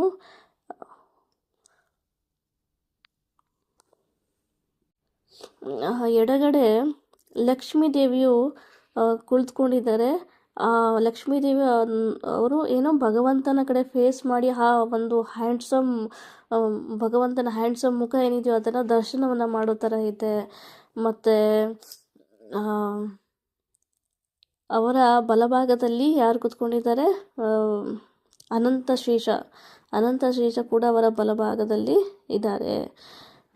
ಮತ್ತು ಸುದರ್ಶನ ಚಕ್ರ ಅವರ ಮುಂದೆ ಕುಳಿತಿದ್ದಾರೆ. ಗರುಡನ ಕೂಡ ಅವರ ಗರುಡ ಹೇಗೆ ಕಾಣಿಸ್ತಿದ್ದಾರೆ ಅಂದರೆ, ನಾನು ಸೇವೆ ಮಾಡೋದಕ್ಕೆ ರೆಡಿ ಇದ್ದೀನಿ ಅನ್ನೋ ರೀತಿಯಲ್ಲಿ ಗರುಡ ಕೂಡ ಸುದರ್ಶನ ಚಕ್ರದ ಹಿಂಭಾಗದಲ್ಲಿ ಇದ್ದಾರೆ. ಸೊ ಹೀಗೆ ಅವರ ಒಂದು ಡಿಟಿಯ ವರ್ಣನೆಯನ್ನು, ಆ ಟೆಂಪಲ್ ಒಳಗಡೆ ಇರ್ತಕ್ಕಂಥ ಒಂದು ಡಿಟಿಯ ವರ್ಣನೆಯನ್ನು ಅವರು ಮಾಡ್ತಾರೆ, ದೇವಸ್ಥಾನದ ವರ್ಣನೆಯನ್ನು ಮಾಡ್ತಾರೆ. ಸೊ ಇಂದ್ರದ್ಯುಮ್ನ ಮಹಾರಾಜರು ರಿಪ್ಲೈ ಮಾಡ್ತಾರೆ ಏನಂತ, ಇದನ್ನು ಕೇಳಿ ನಾನು ಪರಿಶುದ್ಧನಾದೆ, ಈಗಲೇ ನಾನು ಅಲ್ಲಿಗೆ ಹೋಗಬೇಕು ಅಂತ ಅನಿಸ್ತಾ ಇದೆ. ನಾನು ಅಲ್ಲಿ ಸಿಟಿಯನ್ನು ಮಾಡ್ತೀನಿ, ಅಲ್ಲೇ ನಮ್ಮ ಪ್ರಜೆಗಳ ಜೊತೆ ವಾಸವಾಗ್ತೀನಿ, ಭಗವಂತನ ಸೇವೆಯನ್ನು ಮಾಡ್ತೀನಿ, ಯಜ್ಞಗಳನ್ನು ಮಾಡ್ತೀನಿ, ಪೂಜೆ ಪುನಸ್ಕಾರಗಳನ್ನು ಮಾಡ್ತೀನಿ, ವ್ರತ ಮತ್ತು ಉಪವಾಸಗಳನ್ನು ನಾನು ಮಾಡ್ತೀನಿ. ಸೊ ನಾನು ಭಗವಂತನ ಮರ್ಸಿಯನ್ನು ನಾನು ಹೇಗಾದರೂ ಮಾಡಿ ತಗೊಳ್ತೀನಿ ಅಂತ ಹೇಳ್ತಾರೆ. ಸೊ ಆ ಸಮಯದಲ್ಲಿ ಪರಮ ಭಕ್ತನಾದಂತಹ ನಾರದ ಮುನಿಗಳು ಅಲ್ಲಿಗೆ ಬರ್ತಾರೆ, ಆ ಸ್ಥಾನಕ್ಕೆ ಬರ್ತಾರೆ. ಆವಾಗ ಇಂದ್ರದ್ಯುಮ್ನ ರಾಜರು ಎದ್ದು ಮುನಿಗಳನ್ನು, ಶ್ರೇಷ್ಠವಾದಂಥ ಮುನಿಗಳನ್ನು ಸ್ವಾಗತ ಮಾಡ್ತಾರೆ. ಅವರ ಪಾದಗಳಿಗೆ ಅಭಿಷೇಕವನ್ನು ಮಾಡ್ತಾರೆ. ಮತ್ತು ಹೂವು ಮತ್ತು ಅಗರಬತ್ತಿಗಳಿಂದ ಅವರನ್ನು ಪೂಜಿಸ್ತಾರೆ. ಅವರ ಒಂದು ಹಾಸ್ಪಿಟಾಲಿಟಿಯಿಂದ ನಾರದ ಮುನಿಗಳು ತುಂಬ ಖುಷಿ ಆಗ್ತಾರೆ. ರಾಜನೇ, ನಿಮ್ಮ ಒಂದು ಭಕ್ತಿಯಿಂದ ಬ್ರಹ್ಮದೇವರು ಮತ್ತು ಅದೆಲ್ಲ ದೇವತೆಗಳು ಸಂತುಷ್ಟರಾಗಿದ್ದಾರೆ. ನಿಮ್ಮ ಒಂದು ಆ ನಿರ್ಧಾರ, ನೀಲಾಚಲದಲ್ಲಿ ಹೋಗಿ ವಾಸ ಮಾಡ್ತಕ್ಕಂತಹ ನಿರ್ಧಾರ ಆ್ಯಕ್ಚುಲಾಗಿ ಏನು ಹೇಳ್ತೀವಿ, ಅದನ್ನು ಅಪ್ರಿಷಿಯೇಟ್ ಮಾಡ್ತಕ್ಕಂತಹ ಒಂದು ನಿರ್ಧಾರ ಅದು. ಸೊ ಅನೇಕ ಸಾವಿರಾರು ಕೋಟ್ಯಾಂತರ ಜನ್ಮಗಳ ನಂತರ ಒಬ್ಬನಿಗೆ ಒಂದು ಸಲ ಮಾತ್ರ ಭಗವಂತನ ಮೇಲೆ ಈ ಪ್ರೀತಿ ಅನ್ನೋದು ಹುಟ್ಟುತ್ತೆ, ಭಕ್ತಿ ಅನ್ನೋದು ಬರುತ್ತೆ. ಈ ಭೌತಿಕ ಪ್ರಪಂಚದಲ್ಲಿ ಪದಂ ಈ ಪದಂ ಅಂದರೆ ಒಂದೊಂದು ಹೆಜ್ಜೆ ಕೂಡ ತುಂಬ ಅಪಾಯಕಾರಿಯಾದಂಥದ್ದು. ಯಾರು ಭಗವಂತನ ಮೇಲೆ ಭಕ್ತಿಯನ್ನು ಪಡಿತಾರೋ ಅವರೇ ಒಂದು ಅಂದರೆ ತಮ್ಮನ್ನು ತಾವು ಸೇವ್ ಮಾಡ್ಕೊಳ್ಳೋದಕ್ಕೆ ಸಾಧ್ಯ. ಅಂದರೆ ಭಗವಂತನ ಮೇಲೆ ಪ್ರೀತಿಯಾದಂತಹ ಭಕ್ತಿ ಸೇವೆ ಒಂದೇ ನಮ್ಮನ್ನು ನಾವು ಕಾಪಾಡ್ಕೊಳ್ಳೋದಕ್ಕೆ ಇರ್ತಕ್ಕಂಥ ಒಂದೇ ದಾರಿ. ಈ ದಾರಿಯನ್ನು ಬಿಟ್ಟರೆ ಬೇರೆ ಯಾವುದೇ ದಾರಿ ಇಲ್ಲ. ಈ ಭೌತಿಕ ಪ್ರಪಂಚವು ಒಂದು ಅಪಾಯಕಾರಿಯಾದಂಥ ಸ್ಥಳ ಇದು. ಭಗವಂತನ ಭಕ್ತಿ ಒಂದೇ ನಮ್ಮನ್ನು ಕಾಪಾಡೋದಕ್ಕೆ ಸಾಧ್ಯ ಅಂತ ಇಲ್ಲಿ ನಾರದ ಮುನಿಗಳು ಹೇಳ್ತಾ ಇದ್ದಾರೆ. ಸೊ ರಾಜ ಇಂದ್ರದಿಂದ ಹೇಳ್ತಾರೆ, ನಿಮ್ಮ ಒಂದು ಪವಿತ್ರವಾದಂತಹ ಸಹವಾಸದಿಂದ ನಾನು ಮುಕ್ತನಾದೆ, ನನ್ನ ಎಲ್ಲ ಇಗ್ನೋರೆನ್ಸ್ ಅಜ್ಞಾನದಿಂದ ನಾನು ಮುಕ್ತನಾದೆ ಅಂತ ಹೇಳ್ತಾರೆ. ಮತ್ತು ನನ್ನ ಹೃದಯದಲ್ಲಿ ನಾನು ತೀವ್ರವಾದಂತಹ ಒಂದು ಉತ್ಸಾಹ ಇದೆ, ನಾನು ಬೇಗನೆ ಹೋಗಿ ನೀಲಮಾಧವನ ದರ್ಶನವನ್ನು ಮಾಡಬೇಕು, ಅವನನ್ನು ಪೂಜೆ ಮಾಡಬೇಕು ಅಂತೇಳಿ. ಸೊ ದಯವಿಟ್ಟು ನೀವು ನಮ್ಮ ಜೊತೆಯಲ್ಲಿ ಬನ್ನಿ, ರಥವನ್ನು ಏರಿ ನಾವು ಪುರುಷೋತ್ತಮ ಕ್ಷೇತ್ರಕ್ಕೆ ಹೋಗೋಣ, ಅಲ್ಲಿ ಭಗವಂತನ ದರ್ಶನವನ್ನು ಮಾಡೋಣ ಅಂತ ಹೇಳ್ತಾರೆ. ಸೊ ನಾರದ ಮುನಿಗಳು ಹೇಳ್ತಾರೆ, ಇದಕ್ಕಿಂತ ಸಂತೋಷವಾದಂಥ ವಿಚಾರ ಏನಿದೆ, ಹೌದು ನಾವು ತಕ್ಷಣ ಹೋಗೋಣ, ಭಗವಂತನ ದರ್ಶನವನ್ನು ಮಾಡೋಣ ಅಂತ ಹೇಳ್ತಾರೆ. ಸೊ ಇಮ್ಮಿಡಿಯೇಟಾಗಿ ರಾಜ ಒಬ್ಬ ಆಸ್ಟ್ರಾಲಜರನ್ನು ಕರೀತಾರೆ. ಒಂದು ಶುಭ ಮುಹೂರ್ತವನ್ನು ಹೇಳಿ ನಾವೆಲ್ಲರೂ ಇಲ್ಲಿಂದ ಹೊರಡೋದಕ್ಕೆ ಅಂತ ಹೇಳ್ತಾರೆ. ಸೊ ಅವರು ಆಸ್ಟ್ರಾಲಜರ್ ಹೇಳ್ತಾರೆ, ಪದ್ಮಿನಿ ಜ್ಯೇಷ್ಠ ಮಾಸದಲ್ಲಿ ಪದ್ಮಿನಿ ತಿಥಿ ತುಂಬ ಶುಭವಾಗಿದೆ ಅಂತ ಹೇಳ್ತಾರೆ. ಸೊ ಇಮ್ಮಿಡಿಯೇಟಾಗಿ ಕಿಂಗ್ ಒಂದು ಅನೌನ್ಸ್ಮೆಂಟನ್ನು ಹೇಳ್ತಾರೆ, ನೋಡಿ ಎಲ್ಲ ನನ್ನ ಕ್ಷೇತ್ರದಲ್ಲಿ ನೆಲೆಸಿರ್ತಕ್ಕಂಥ ಎಲ್ಲ ಪ್ರಜೆಗಳು ಮತ್ತು ಎಲ್ಲ ಅಧಿಕಾರಿಗಳು ಮತ್ತು ನನ್ನ ಬಂಧು ಬಾಂಧವರು ಎಲ್ಲರೂ ಕೂಡ ತಮ್ಮ ತಮ್ಮ ಹೆಂಡತಿ ಮಕ್ಕಳ ಜೊತೆ ತಮ್ಮ ಕುದುರೆಗಳು, ತಮ್ಮ ಆನೆಗಳು ಅಥವಾ ತಮ್ಮ ವಸ್ತುಗಳಿವೆ ಅವುಗಳನ್ನು ತೆಗೆದುಕೊಂಡು ತಾವು ಕೂಡ ನಮ್ಮ ಜೊತೆ ಹಿಂಬಾಲಿಸ್ಬೋದು, ನಮ್ಮ ಜೊತೆ ಬರಬಹುದು, ನಾವೆಲ್ಲರೂ ಅಲ್ಲೇ ವಾಸ ಮಾಡೋಣ ಅಂತ ಹೇಳ್ತಾರೆ. ಸೊ ಅದಕ್ಕಾಗಿ ಅವರು ವ್ಯವಸ್ಥೆಯನ್ನು ಮಾಡಿಕೊಳ್ತಾರೆ. ನಾರದ ಮುನಿಯ ಜೊತೆ ಅವರು ವಿಷ್ಣುವಿನ ಟೆಂಪಲಿಗೆ ಹೋಗ್ತಾರೆ, ದುರ್ಗಾದೇವಿಯ ಟೆಂಪಲಿಗೆ ಹೋಗ್ತಾರೆ, ಅವರ ಒಂದು ಬ್ಲೆಸ್ಸಿಂಗ್ಸನ್ನು ತಗೊಳ್ತಾರೆ, ಆಶೀರ್ವಾದವನ್ನು ತಗೊಂಡು ಆ ಸರಿಯಾದ ತಿಥಿಯ ದಿನ ಅಂದರೆ ಪಂಚಮಿ ತಿಥಿಯ ದಿನ ಅವರು ರಥದ ಮೇಲೆ ಕೂತ್ಕೊಳ್ತಾರೆ. ನಾರದ ಮುನಿಗಳು ಕೂಡ ಇಂದ್ರದ್ಯುಮ್ನ ರಥದ ಮೇಲೆ ಅವರ ಪಕ್ಕದಲ್ಲಿ ಕೂತ್ಕೊಂಡು ಅವರು ಹೊರಡ್ತಾರೆ ಅಲ್ಲಿಂದ. ಅವರನ್ನು ಅನೇಕ ಸೈನಿಕರು ಹಿಂಬಾಲಿಸ್ತಾರೆ, ಮತ್ತು ಅಧಿಕಾರಿಗಳು ಹಿಂಬಾಲಿಸ್ತಾರೆ, ಕುದುರೆ ಅಶ್ವ ಎರಡು ಒಂದೇ, ಮತ್ತು ಆನೆಗಳು ಎಲ್ಲರೂ ಕೂಡ ಅವರನ್ನು ಹಿಂಬಾಲಿಸ್ತಾರೆ. ಸೊ ಫೈನಲ್ ಆಗಿ ಈ ಒಂದು ಪಾರ್ಟಿ ಏನಿದೆಯೋ ಆ ಪಾರ್ಟಿ ಎಲ್ಲರೂ ಮಹಾನದಿಗೆ ಮಧ್ಯಾಹ್ನದಲ್ಲಿ ಬಂದು ತಲುಪ್ತಾರೆ. ಸೊ ಅಲ್ಲಿ ವಿದ್ಯಾಪತಿಯವರು ಒಂದು ಟೆಂಟನ್ನು ಅರೇಂಜ್ ಮಾಡಿರ್ತಾರೆ ಎಲ್ಲರೂ ಇರೋದಕ್ಕೋಸ್ಕರ. ಸೊ ಮಹಾನದಿನಲ್ಲಿ ರಾಜ ಇಂದ್ರದ್ಯುಮ್ನ ಅವರ ಸ್ನಾನವನ್ನು ಮುಗಿಸ್ತಾರೆ. ಸೊ ಅವರ ಮಹಾರಾಜ ಸ್ನಾನವನ್ನು ಮಾಡುವಾಗ ಅನೇಕ ಬ್ರಾಹ್ಮಣರು ಮಂತ್ರಗಳನ್ನು ಹೇಳ್ತಿರ್ತಾರೆ ರಾಜ ಸ್ನಾನ ಮಾಡುವಾಗ. ಸೊ ಅವರು ಎಲ್ಲ ಗುರು ಹಿರಿಯರನ್ನು ನೆನೆಸ್ಕೊಂಡು ನೀರಲ್ಲಿ ಮಹಾನದಿಯಲ್ಲಿ ಸ್ನಾನವನ್ನು ಪಡ್ಕೊಳ್ತಾರೆ. ಸೊ ಅವರು ಪೂಜೆ ಪುನಸ್ಕಾರಗಳನ್ನು ಮುಗಿಸ್ಕೊಂಡು ವಿಶ್ರಾಂತಿಯನ್ನು ಪಡಿತಾರೆ. ನಾರದ ಮುನಿಯ ಜೊತೆಗೆ ಪ್ರಸಾದವನ್ನು ಅವರು ಸ್ವೀಕರಿಸ್ತಾರೆ. ನಾರದ ಮುನಿಗಳು ಪ್ರಸಾದ ಸ್ವೀಕರಿಸುವ ಸಮಯದಲ್ಲಿ ಹರಿಕಥೆಯನ್ನು ಹೇಳ್ತಾರೆ. ಹರಿಕಥೆಯನ್ನು ಕೇಳ್ತಾ ಅವರು ಪ್ರಸಾದವನ್ನು ಸ್ವೀಕಾರ ಮಾಡ್ತಾರೆ. ಮತ್ತು ಅವರ ದ್ವಾರಪಾಲಕರು ಏನಿರ್ತಾರೋ ಅವರು ಬಂದು ರಾಜ ಇಂದ್ರದ್ಯುಮ್ನನಿಗೆ ಹೇಳ್ತಾರೆ, ಉತ್ಕಲ ರಾಜ ನಿಮ್ಮ ಬಳಿ ಬಂದಿದ್ದಾರೆ, ನಿಮ್ಮನ್ನು ಭೇಟಿಯಾಗಬೇಕಂತೆ, ನಿಮ್ಮ ಪರ್ಮಿಷನ್ ಬೇಕು ಅಂತ ಕೇಳ್ತಾರೆ. ಸೊ ಹಾಗಾಗಿ ಅವರ ಪರ್ಮಿಷನ್ ಜೊತೆಗೆ ಉತ್ಕಲದ ರಾಜ ಇಂದ್ರದ್ಯುಮ್ನ ರಾಜರನ್ನು ಭೇಟಿ ಆಗ್ತಾರೆ. ಆ ಭೇಟಿಯ ಸಮಯದಲ್ಲಿ ಹೇಳ್ತಾರೆ, ಮೊದಲು ಅವರ ಕ್ಷೇಮವನ್ನು ವಿಚಾರಿಸ್ತಾರೆ ಇಂದ್ರದ್ಯುಮ್ನ ಮಹಾರಾಜರು. ಉತ್ಕಲ ರಾಜನ ಕ್ಷೇಮವನ್ನು ವಿಚಾರಿಸಿ ಎಲ್ಲವೂ ಚೆನ್ನಾಗಿ ಸರಿಯಾಗಿ ಇದೆಯೇ ಅಂತ ಹೇಳ್ತಾರೆ. ಹೌದು, ತಮ್ಮ ಆಗಮಕೆಯಿಂದ ಎಲ್ಲರೂ ಚೆನ್ನಾಗಿ ಇದೆ, ಬಟ್ ನಾನೊಂದು ವಿಚಾರವನ್ನು ಹೇಳ್ತಿದ್ದೀನಿ, ಈ ವಿಚಾರ ನಿಮಗೆ ತುಂಬ ಡಿಸ್ಟರ್ಬ್ ಆಗ್ಬೋದು ಮತ್ತು ದುಃಖಿಗಳಾಗ್ಬೋದು ಅಂತ ಹೇಳ್ತಾರೆ. ಸೊ ಅವರು ಆ ರೀತಿ ಹೇಳ್ತಾ ಇದ್ದಂಗೆ ಒಂದು ಜೋರಾಗಿ ಗಾಳಿ ಅವರ ಕಿಟಕಿಯಿಂದ ಬೀಸತೊಡಗುತ್ತೆ. ಸೊ ಆ ಸಮಯದಲ್ಲಿ ಅವರು ಒಂದು ವಿಚಾರವನ್ನು ಹೇಳ್ತಾರೆ. ಏನದು ಅಂತಂದರೆ, ಸೊ ಉತ್ಕಲ ರಾಜ ಹೇಳ್ತಾರೆ, ನನಗೆ ಗೊತ್ತು ನೀವು ತುಂಬ ತೀವ್ರವಾದಂಥ ಇಚ್ಛೆಯನ್ನು ಇಟ್ಕೊಂಡು ಬಂದಿದ್ದೀರಾ ಭಗವಂತನ ದರ್ಶನವನ್ನು ಮಾಡೋದಕ್ಕೆ. ಆದರೆ ಒಂದು ವಿಚಾರ ಏನಪ್ಪ ಅಂದರೆ, ಒಂದು ತೀವ್ರವಾದಂತಹ ಬಿರುಗಾಳಿ, ಸ್ಟೋಮ್ ಅಂತ ಏನು ಹೇಳ್ತೀವಿ, ಅದು ಬಂದು ಭಗವಂತನ ಧಾಮ ಫುಲ್ಲು ಮರಳಿನಿಂದ ಕವರ್ ಆಗಿದೆ. ನಾವೆಷ್ಟೇ ತೆಗೆಯೋದ್ರೂ ಅದು ತೆಗೆಯೋದಕ್ಕೆ ಆಗ್ತಿಲ್ಲ, ಅಷ್ಟು ತಿಕ್ಕಾಗಿ ಅದು ಮುಚ್ಕೊಂಡ್ಬಿಟ್ಟಿದೆ ಆ ಮರಳಿನಿಂದ.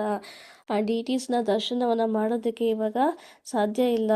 ಆ್ಯಕ್ಚುಲಾಗಿ ಈ ಸ್ಟೋಮಿಂದ ನನ್ನ ಸಿಟಿನಲ್ಲಿರ್ತಕ್ಕಂಥ ಎಲ್ಲ ಪ್ರಜೆಗಳು, ತುಂಬ ಜನ ಪ್ರಜೆಗಳು ಸತ್ತಿದ್ದಾರೆ. ಜೊತೆಗೆ ಇನ್ನು ಕೆಲವರು ತುಂಬ ಗಾಯಾಳುಗಳಾಗಿದ್ದಾರೆ. ನನ್ನ ಸಿಟಿ ಇವತ್ತು ತುಂಬ ಅಪಾಯದಲ್ಲಿದೆ, ತುಂಬ ನರಳಾಟದಲ್ಲಿದೆ ಅಂತ ಹೇಳ್ತಾರೆ. ಸೊ ನೀವು ಬಂದ ಮೇಲೆ ನಿಮ್ಮ ಪಾದದ ದರ್ಶನದಿಂದ ನನ್ನ ಸಿಟಿ ಇವಾಗ ತಾನೇ ಸರಿ ಇದಾಗಿದೆ. ಓಕೆ, ಶುಭ ಆಗ್ತಾ ಇದೆ. ಸೊ ದಯವಿಟ್ಟು ನೀವು ನಿರಾಶರಾಗಬೇಡಿ. ನೀವು ಭಗವಂತನ ಪರಮ ಭಕ್ತರು. ಸೊ ಭಗವಂತನ ನಿಮಗೋಸ್ಕರ ಏನಾದರೂ ಒಂದು ಯೋಜನೆ ಇದ್ದೇ ಇರುತ್ತೆ ಅಂತ ಹೇಳಿ ಅವರು ಅಲ್ಲಿಂದ ಹೊರಡ್ತಾರೆ. ಈ ಮಾತುಗಳನ್ನು ಕೇಳಿ ರಾಜ ಇಂದ್ರದುಮ್ನ ಅಲ್ಲಿಂದನೇ ಕುಸಿದು ಬೀಳ್ತಾರೆ. ಕುಸಿದು ಬಿದ್ದು ನಾರದ ಮುನಿಗಳ ಕಡೆಗೆ ತಿರುಗಿ ನೋಡ್ತಾರೆ. ನಾರದ ಮುನಿಗಳು ಏನಾದರೂ ಹೇಳ್ತಾರೇನೋ ಅಂತ ತಿರುಗಿ ಬಂದು ನೋಡ್ತಾರೆ. ನಾರದ ಮುನಿಗಳು ಹೇಳ್ತಾರೆ, ಓ ರಾಜ, ನೀವು ವರಿ ಮಾಡ್ಕೋಬೇಡಿ, ನೀವು ಭಗವಂತನ ಪರಮ ಭಕ್ತರು. ನೀವು ಭಗವಂತ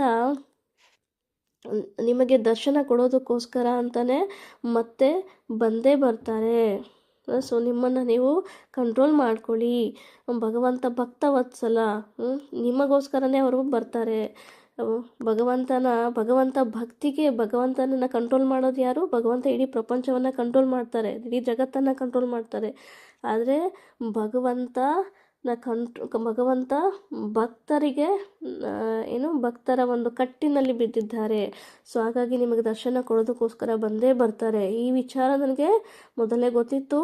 ಬ್ರಹ್ಮದೇವರು ಅದಕ್ಕಾಗಿಯೇ ಪರ್ಸ್ನಲಾಗಿ ನನ್ನನ್ನು ನಿಮ್ಮ ಸಹಾಯಕ್ಕೋಸ್ಕರ ನನ್ನನ್ನು ಕಳಿಸಿದ್ದಾರೆ ಈ ಧಾಮಕ್ಕೆ. ಸೊ ನೀವು ಒಂದು ಕೆಲಸ ಮಾಡಿ, ಈಗ ರಾತ್ರಿ ಆಗಿದೆ, ಎಲ್ಲ ರಾಜರನ್ನು ಅವರವರ ಆ್ಯಕ್ಚುಲಾಗಿ ಬರುವಾಗ ಎಲ್ಲ ರಾಜರು ಕೂಡ ಬೇರೆ ಬೇರೆ ಕಡೆಯಿಂದ ರಾಜರು ಕೂಡ ಅವರನ್ನು ಹಿಂಬಾಲಿಸ್ಕೊಂಡು ಬರ್ತಾರೆ ಪುರುಷೋತ್ತಮ ಕ್ಷೇತ್ರಕ್ಕೆ. ಸೊ ಎಲ್ಲ ರಾಜರನ್ನು ಕೂಡ ಅವರವರ ಕ್ಷೇತ್ರಕ್ಕೆ ಕಳಿಸಿ ನೀವು ಕೂಡ ವಿಶ್ರಾಂತಿಯನ್ನು ಪಡೆದುಕೊಳ್ಳಿ, ವರಿ ಮಾಡ್ಕೋಬೇಡಿ. ಸೊ ಇದಕ್ಕೊಂದು ಉಪಾಯ ಇದ್ದೇ ಇದೆ ಅಂತ ಅವರು ಹೇಳ್ತಾರೆ. ಸೊ ನೆಕ್ಸ್ಟ್ ಡೇ ಮಾರ್ನಿಂಗ್ ಅವರು ಎಲ್ಲ ಅವರ ದಿನನಿತ್ಯದ ರಿಚುವಲ್ಸ್ ಏನಿದೆಯೋ ಅದನ್ನೆಲ್ಲ ಮುಗಿಸಿ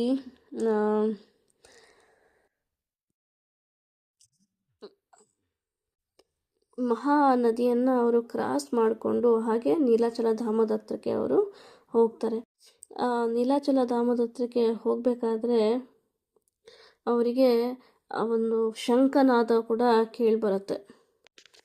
ಸೊ ನಾರದ ಮುನಿಗಳು ಹೇಳ್ತಾರೆ, ಓ ರಾಜರೇ, ಇದು ತುಂಬ ಗುಪ್ತವಾದಂತಹ ಪ್ರದೇಶ. ಭಗವಂತ ವಿಷ್ಣುನು ಈ ಪ್ರದೇಶನ ತುಂಬ ಗುಪ್ತವಾಗಿ ಇಟ್ಟಿದ್ದಾರೆ. ಸೊ ಇಲ್ಲಿಂದ ನೀಲಗಿರಿ ಅಂತಕ್ಕಂಥ ಪ್ರದೇಶ ಇದೆ, ಅಲ್ಲಿ ಸ್ವತಃ ಶಿವ ವಾಸವಾಗಿದ್ದಾನೆ. ಸೊ ಇಲ್ಲಿಂದ 24 ಮೈಲಿಯಷ್ಟು ದೂರ ಇದೆ. ಸೊ ನಾವು ಅಲ್ಲಿಗೆ ಹೋಗಿ ಭಗವಂತ ಶಿವನ ದರ್ಶನವನ್ನು ನಾವು ಮಾಡೋಣ ಅಂತ ಹೇಳ್ತಾರೆ. ಅಲ್ಲಿಗೆ ಹೋಗ್ತಾರೆ. ಹೋದ್ಮೇಲೆ ಅಲ್ಲಿನ ಒಂದು ಪಾಸ್ಟಮನ್ನು ಅವರಿಗೆ ಹೇಳ್ತಾರೆ. ಸೊ ಲಾರ್ಡ್ ಶಿವ ಇಲ್ಲಿ ಭಗವಂತನಿಗೆ ತಪಸ್ಸನ್ನು ಮಾಡಿ ಪ್ರಾರ್ಥನೆಯನ್ನು ಸಲ್ಲಿಸ್ತಾರೆ. ಅವರ ಪ್ರಾರ್ಥನೆಗೆ ಮೆಚ್ಚಿ ಪುರುಷೋತ್ತಮ ಭಗವಾನ್ ವಿಷ್ಣು ಅವರಿಗೆ ದರ್ಶನವನ್ನು ಕೊಡ್ತಾರೆ ಇಲ್ಲಿ. ಮತ್ತು ಅವರು ಹೇಳ್ತಾರೆ, ಇಲ್ಲಿಂದ ಈ ಸಮುದ್ರದ ದಕ್ಷಿಣ ತೀರದತ್ತ ಏನಿದೆ ಒಂದು ಈ ದಕ್ಷಿಣ ತೀರವು ಒಂದು ನೀಲಿಯ ಪರ್ವತದಿಂದ ಅಲಂಕೃತವಾಗಿದೆ. ಇದರ ಉತ್ತರ ದಿಕ್ಕಿಗೆ ಹೋದರೆ ಅಲ್ಲೊಂದು ಲ್ಯಾಂಡ್ ಇದೆ, ಏನದು ಫಾರೆಸ್ಟ್ ಇದೆ. ಫಾರೆಸ್ಟೇ ಏಕಾಂಬ್ರ ಕಾನನ ಅಂತ ಫಾರೆಸ್ಟ್, ಅಂದರೆ ಈಗಿನ ಭುವನೇಶ್ವರ. ಆ ಭುವನೇಶ್ವರದಲ್ಲಿ ನೀನು ನಿನ್ನ ಪತ್ನಿಯಾದಂತಹ ಪಾರ್ವತಿಯ ಜೊತೆಗೆ ಅಲ್ಲಿ ನೆಲೆಸು ಅಂತ ಹೇಳ್ತಾರೆ. ಮತ್ತು ಸ್ವತಃ ಬ್ರಹ್ಮದೇವನೇ ಬಂದು ಕೋಟಿಲಿಂಗೇಶ್ವರ ಅಥವಾ 10 ಮಿಲಿಯನ್ ಲಿಂಗಗಳನ್ನು ಇಲ್ಲಿ ಎಸ್ಟಾಬ್ಲಿಷ್ ಮಾಡ್ತಾರೆ ಅಂತ ಹೇಳ್ತಾರೆ. ಸೊ ಅವತ್ತಿನಿಂದ ಇವತ್ತಿನವರೆಗೂ ಶಿವ ಅಲ್ಲಿ ಇರ್ತಾರೆ, ಆ ಪ್ರದೇಶವನ್ನು ಬಿಟ್ಟು ಹೋಗಿಲ್ಲ. ಸೊ ಅಲ್ಲಿ ದರ್ಶನವನ್ನು ಮಾಡೋಣ ಅಂತ ಹೇಳ್ತಾರೆ. ಸೊ ಅಲ್ಲಿ ಬಿಂದು ಸರೋವರ, ಆ ಜಾಗಕ್ಕೆ ಹೋದ್ಮೇಲೆ ಅಲ್ಲಿ ಬಿಂದು ಸರೋವರ ಇರುತ್ತೆ. ಆ ಬಿಂದು ಸರೋವರದಲ್ಲಿ ಸ್ನಾನವನ್ನು ಮಾಡ್ತಾರೆ. ಅಲ್ಲಿರ್ತಕ್ಕಂಥ ಭಗವಂತ ಭುವನೇಶ್ವರ ಅವರೇ ಶಿವ. ಸೊ ಶಿವನನ್ನು ವರ್ಷಿಪ್ ಮಾಡ್ತಾರೆ. ಅವರ ಒಂದು ಪೂಜೆಗೆ ಮೆಚ್ಚಿ ಶಿವ ಪ್ರತ್ಯಕ್ಷನಾಗ್ತಾರೆ.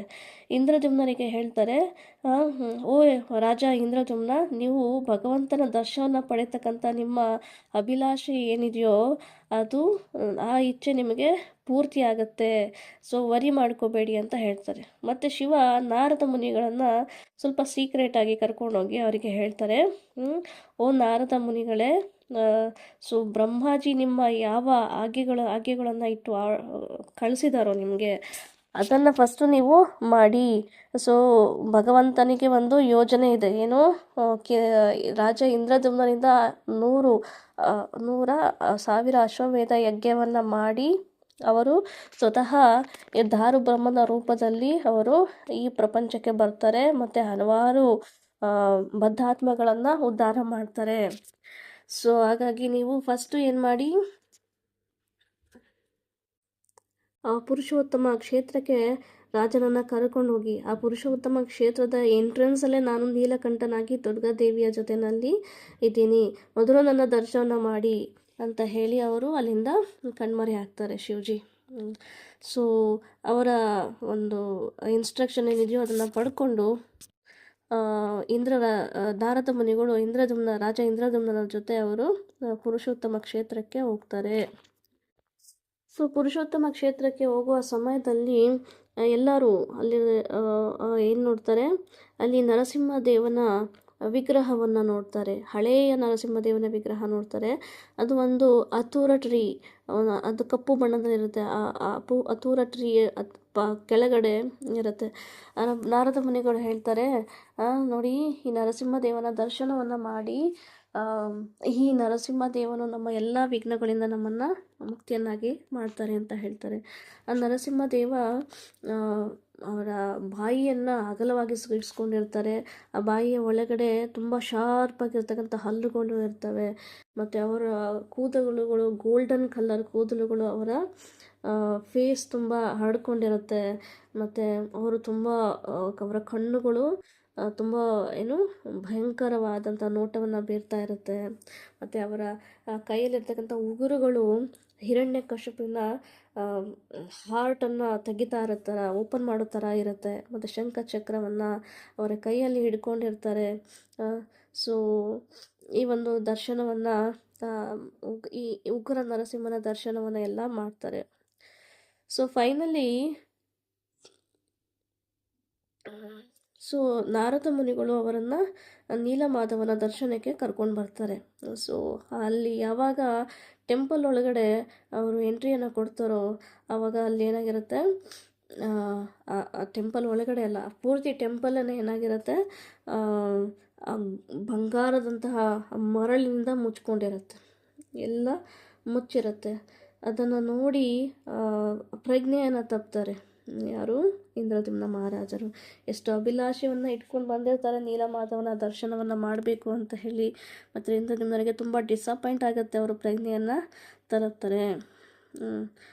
ಅವರ ಕಣ್ಣಿಂದ ಧಾರಾಕಾರವಾಗಿ ನೀರು ಸುರಿಯುತ್ತೆ. ಅವರ ವಾಯ್ಸ್ ಏನಿರುತ್ತೆ, ಅವರ ವಾಯ್ಸು ತುಂಬ ಗದ್ಗದಿತವಾಗಿರುತ್ತೆ. ಸೊ ಹೀಗಿರುವ ಸಮಯದಲ್ಲಿ ಅಲ್ಲೊಂದು ಆಕಾಶವಾಣಿ ಕೇಳಿಬರುತ್ತೆ, ಓ ರಾಜನೇ, ನೀವು ಬೇಜಾರು ಮಾಡ್ಕೋಬೇಡಿ, ನಾನು ನಿಮಗೆ ದರ್ಶನವನ್ನು ಕೊಡುತ್ತೇನೆ. ನೀವು ಬ್ರಹ್ಮಾಜಿ ಇನ್ಸ್ಟ್ರಕ್ಷನ್ಸ್ ಫಾಲೋ ಮಾಡಿ, ನಾರದ ಮುನಿಯ ಮುಖಾಂತರ, ನಾರದ ಮುನಿಗಳು ಹೇಳುವ ಹಾಗೆ ಕೇಳಿ, ನಾನು ನಿಮಗೆ ದರ್ಶನವನ್ನು ಕೊಡ್ತೀನಿ ಅಂತಕ್ಕಂಥ ಒಂದು ಆಕಾಶವಾಣಿಯವರಿಗೆ ಕೇಳಿಸುತ್ತೆ. ಸೊ ಇಂದ್ರದ್ಯುಮ್ನ ಮಹಾರಾಜರು ಕೂತ್ಕೊಂಡು ಅಲ್ಲಿ ಭಗವಂತನ ಸ್ತುತಿಗಳನ್ನು ಹೇಳ್ತಾರೆ, ಪ್ರೇಯರ್ಸನ್ನು ಮಾಡ್ತಾರೆ. ಮತ್ತು ಅವರು ಮೆಡಿಟೇಷನ್ಗೆ ಹೋಗ್ತಾರೆ, ಧ್ಯಾನದಕ್ಕೆ ಅವರು ಕೂತ್ಕೊಳ್ತಾರೆ. ಸೊ ಅವರ ಧ್ಯಾನದಲ್ಲಿ ಅವರು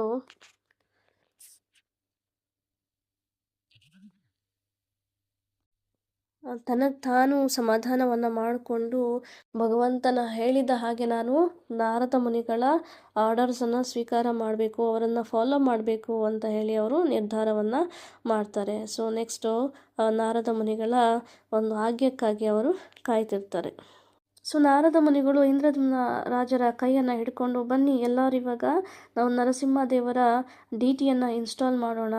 ಅವರು ಎಲ್ಲ ಅಶುಭಗಳನ್ನು ಮತ್ತು ನಮಗೆ ಇರ್ತಕ್ಕಂಥ ಎಲ್ಲ ಶತ್ರುಗಳನ್ನು ನಾಶವನ್ನಾಗಿ ಮಾಡ್ತಾರೆ. ಮೊದಲು ನಾವು ಡಿ ಟಿ ನರಸಿಂಹದೇವರ ಇನ್ಸ್ಟಾಲೇಷನ್ ಮಾಡೋಣ ಅಂತೇಳಿ ಅವರು ಹೋಗ್ತಾರೆ. ಸೊ ರಾಜ ಇಂದ್ರದ್ಯುಮ್ನನು ಏನು ಮಾಡ್ತಾರೆ, ಅಲ್ಲಿ ಡಿ ಟಿ ಭಗವಾನ್ ನರಸಿಂಹದೇವರಿಗೆ ಒಂದು ಸುಂದರವಾದಂಥ ಭವ್ಯವಾದಂಥ ದೇವಸ್ಥಾನ, ಅದು ಪೂರ್ವ ದಿಕ್ಕಿಗೆ ಫೇಸ್ ಮಾಡಿಕೊಂಡಿರ್ತಕ್ಕಂಥ ದೇವಸ್ಥಾನವನ್ನು ಕಟ್ಟೋದಕ್ಕೆ ಸ್ಟಾರ್ಟ್ ಮಾಡ್ತಾರೆ. ಎಲ್ಲರೂ ದೇವಸ್ಥಾನವನ್ನು ಕಟ್ತಾರೆ. ಆ ದೇವಸ್ಥಾನವನ್ನು ಕಟ್ಟೋದಕ್ಕೆ ಸ್ವತಃ ಯಾರು ಬರ್ತಾರೆ, ವಿಶ್ವಕರ್ಮ ಅವರು ಬಂದು ಆ ದೇವಸ್ಥಾನವನ್ನು 4 ದಿನದಲ್ಲಿ ಅವರು ಕಟ್ಟಿಸ್ತಾರೆ.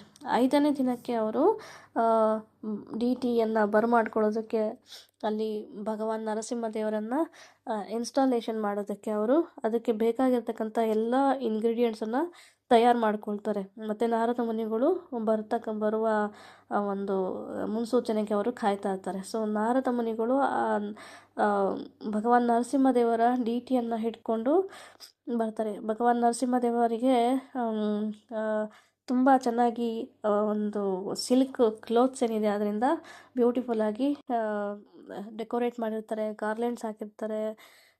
ಅವರಿಗೆ ಸ್ಯಾಂಡಲ್ವುಡ್ ಇದು ಶ್ರೀಗಂಧದ ಲೇಪನವನ್ನು ಹಾಕಿರ್ತಾರೆ. ಸೊ ಹೀಗೆ ಅವರು ಭಗವಂತನ ಮತ್ತು ಕೀರ್ತನೆಯ ಮುಖಾಂತರ ಅವರು ಸ್ವತಃ ನಾರದ ಮುನಿಗಳೇ ನರಸಿಂಹದೇವರ ವಿಗ್ರಹವನ್ನು ಪ್ರತಿಷ್ಠಾಪನೆ ಮಾಡ್ತಾರೆ ಅಲ್ಲಿ. ಮತ್ತು ಎಲ್ಲರೂ ಕೀರ್ತನೆಯಿಂದ ಸಂತೋಷವಾಗಿ ಉಲ್ಲಾಸದಿಂದ ಅಲ್ಲಿ ಕುಣಿದು ಕುಪ್ಪಳಿಸ್ತಾರೆ. ಸೊ ಇನ್ಸ್ಟಾಲ್ ಆದಮೇಲೆ ನೆಕ್ಸ್ಟು ಅಶ್ವಮೇಧ ಯಜ್ಞವನ್ನು ಮಾಡೋದಕ್ಕೆ ಪ್ರಿಪರೇಷನ್ ಮಾಡ್ಕೊಳ್ತಾರೆ. ಸೊ ಇಂದ್ರದ್ಯುಮ್ನ ರಾಜರು ಎಲ್ಲ ದೇವತೆಗಳನ್ನು ಇನ್ವೈಟ್ ಮಾಡ್ತಾರೆ. ಅಲ್ಲಿ 3 ಮೈಲಿಯ ಉದ್ದದ ಒಂದು ಹಾಲನ್ನು ಪ್ರಿಪೇರ್ ಮಾಡ್ತಾರೆ. ಒಂದು ಇದನ್ನು ಮಾಡೋದಕ್ಕೋಸ್ಕರ, ಯಜ್ಞವನ್ನು ಮಾಡೋದಕ್ಕೋಸ್ಕರ. ಆ ಫ್ಲೋರು ಏನು ಯಜ್ಞದ ಜಾಗ ಇರುತ್ತೆ ಅದು ಅನೇಕ ವ್ಯಾಲ್ಯೂಯಬಲ್ ಜ್ಯುವೆಲ್ಸಿಂದ ಮಾಡಲ್ಪಟ್ಟಿರುತ್ತೆ. ಮತ್ತು ಗೋಲ್ಡ್ ಮತ್ತು ಸಿಲ್ವರ್ ಲೈನ್ಸಿಂದ ತುಂಬಿರುತ್ತೆ. ಮತ್ತು ಸಚಿಪತಿಯಾದಂಥ ಇಂದ್ರನನ್ನು ಏನು ಹೇಳ್ತಾರೆ, ಅಗ್ರ ಪೂಜೆಗಾಗಿ ನೇಮಕ ಮಾಡ್ತಾರೆ. ಮತ್ತು ಇಂದ್ರನ ಅಗ್ರ ಪೂಜೆಯನ್ನು ಇವರು ಮಾಡ್ತಾರೆ. ರಾಜ ಇಂದ್ರನನ್ನು ಮಾಡಿ ಅವರು ಹೇಳ್ತಾರೆ, ಓ ದೇವಾಸುರ, ನಾನು ಇಲ್ಲಿ ಭಗವಾನ್ ವಿಷ್ಣುವಿಗೆ ಯಜ್ಞವನ್ನು ಮಾಡಬೇಕು ಅಂತ ಅಂದ್ಕೊಂಡಿದ್ದೀನಿ. 1000 ಅಶ್ವಮೇಧ ಯಜ್ಞವನ್ನು ನಾನು ಮಾಡಬೇಕು ಅಂತ ಅಂದ್ಕೊಂಡಿದ್ದೀನಿ. ಸೊ ದಯವಿಟ್ಟು ನೀವು ನಮ್ಮ ಜೊತೆಯಲ್ಲೇ ಇರಿ, ನಮಗೆ ಸಹಾಯವನ್ನು ಮಾಡಿ. ಸೊ ಕೊನೆಯದಾಗಿ ನಮಗೆ ಭಗವಾನ್ ನೀಲಮಾಧವನ ದರ್ಶನ ಆಗುತ್ತೆ ನಮಗೆ. ಸೊ ಇದರಿಂದ ನಮಗೂ ಒಳ್ಳೆಯದಾಗತ್ತೆ, ನಿಮಗೂ ಕೂಡ ಅನೇಕ ಬೆನಿಫಿಟ್ ಆಗುತ್ತೆ ಅಂತ ಹೇಳ್ತಾರೆ. ಸೊ ಇದನ್ನು ಕೇಳಿ ಇಂದ್ರ ರಿಪ್ಲೈ ಮಾಡ್ತಾರೆ, ಓ ರಾಜ ಇಂದ್ರದ್ಯುಮ್ನ, ನೀವು ಮಹಾನ್ ಭಕ್ತರು.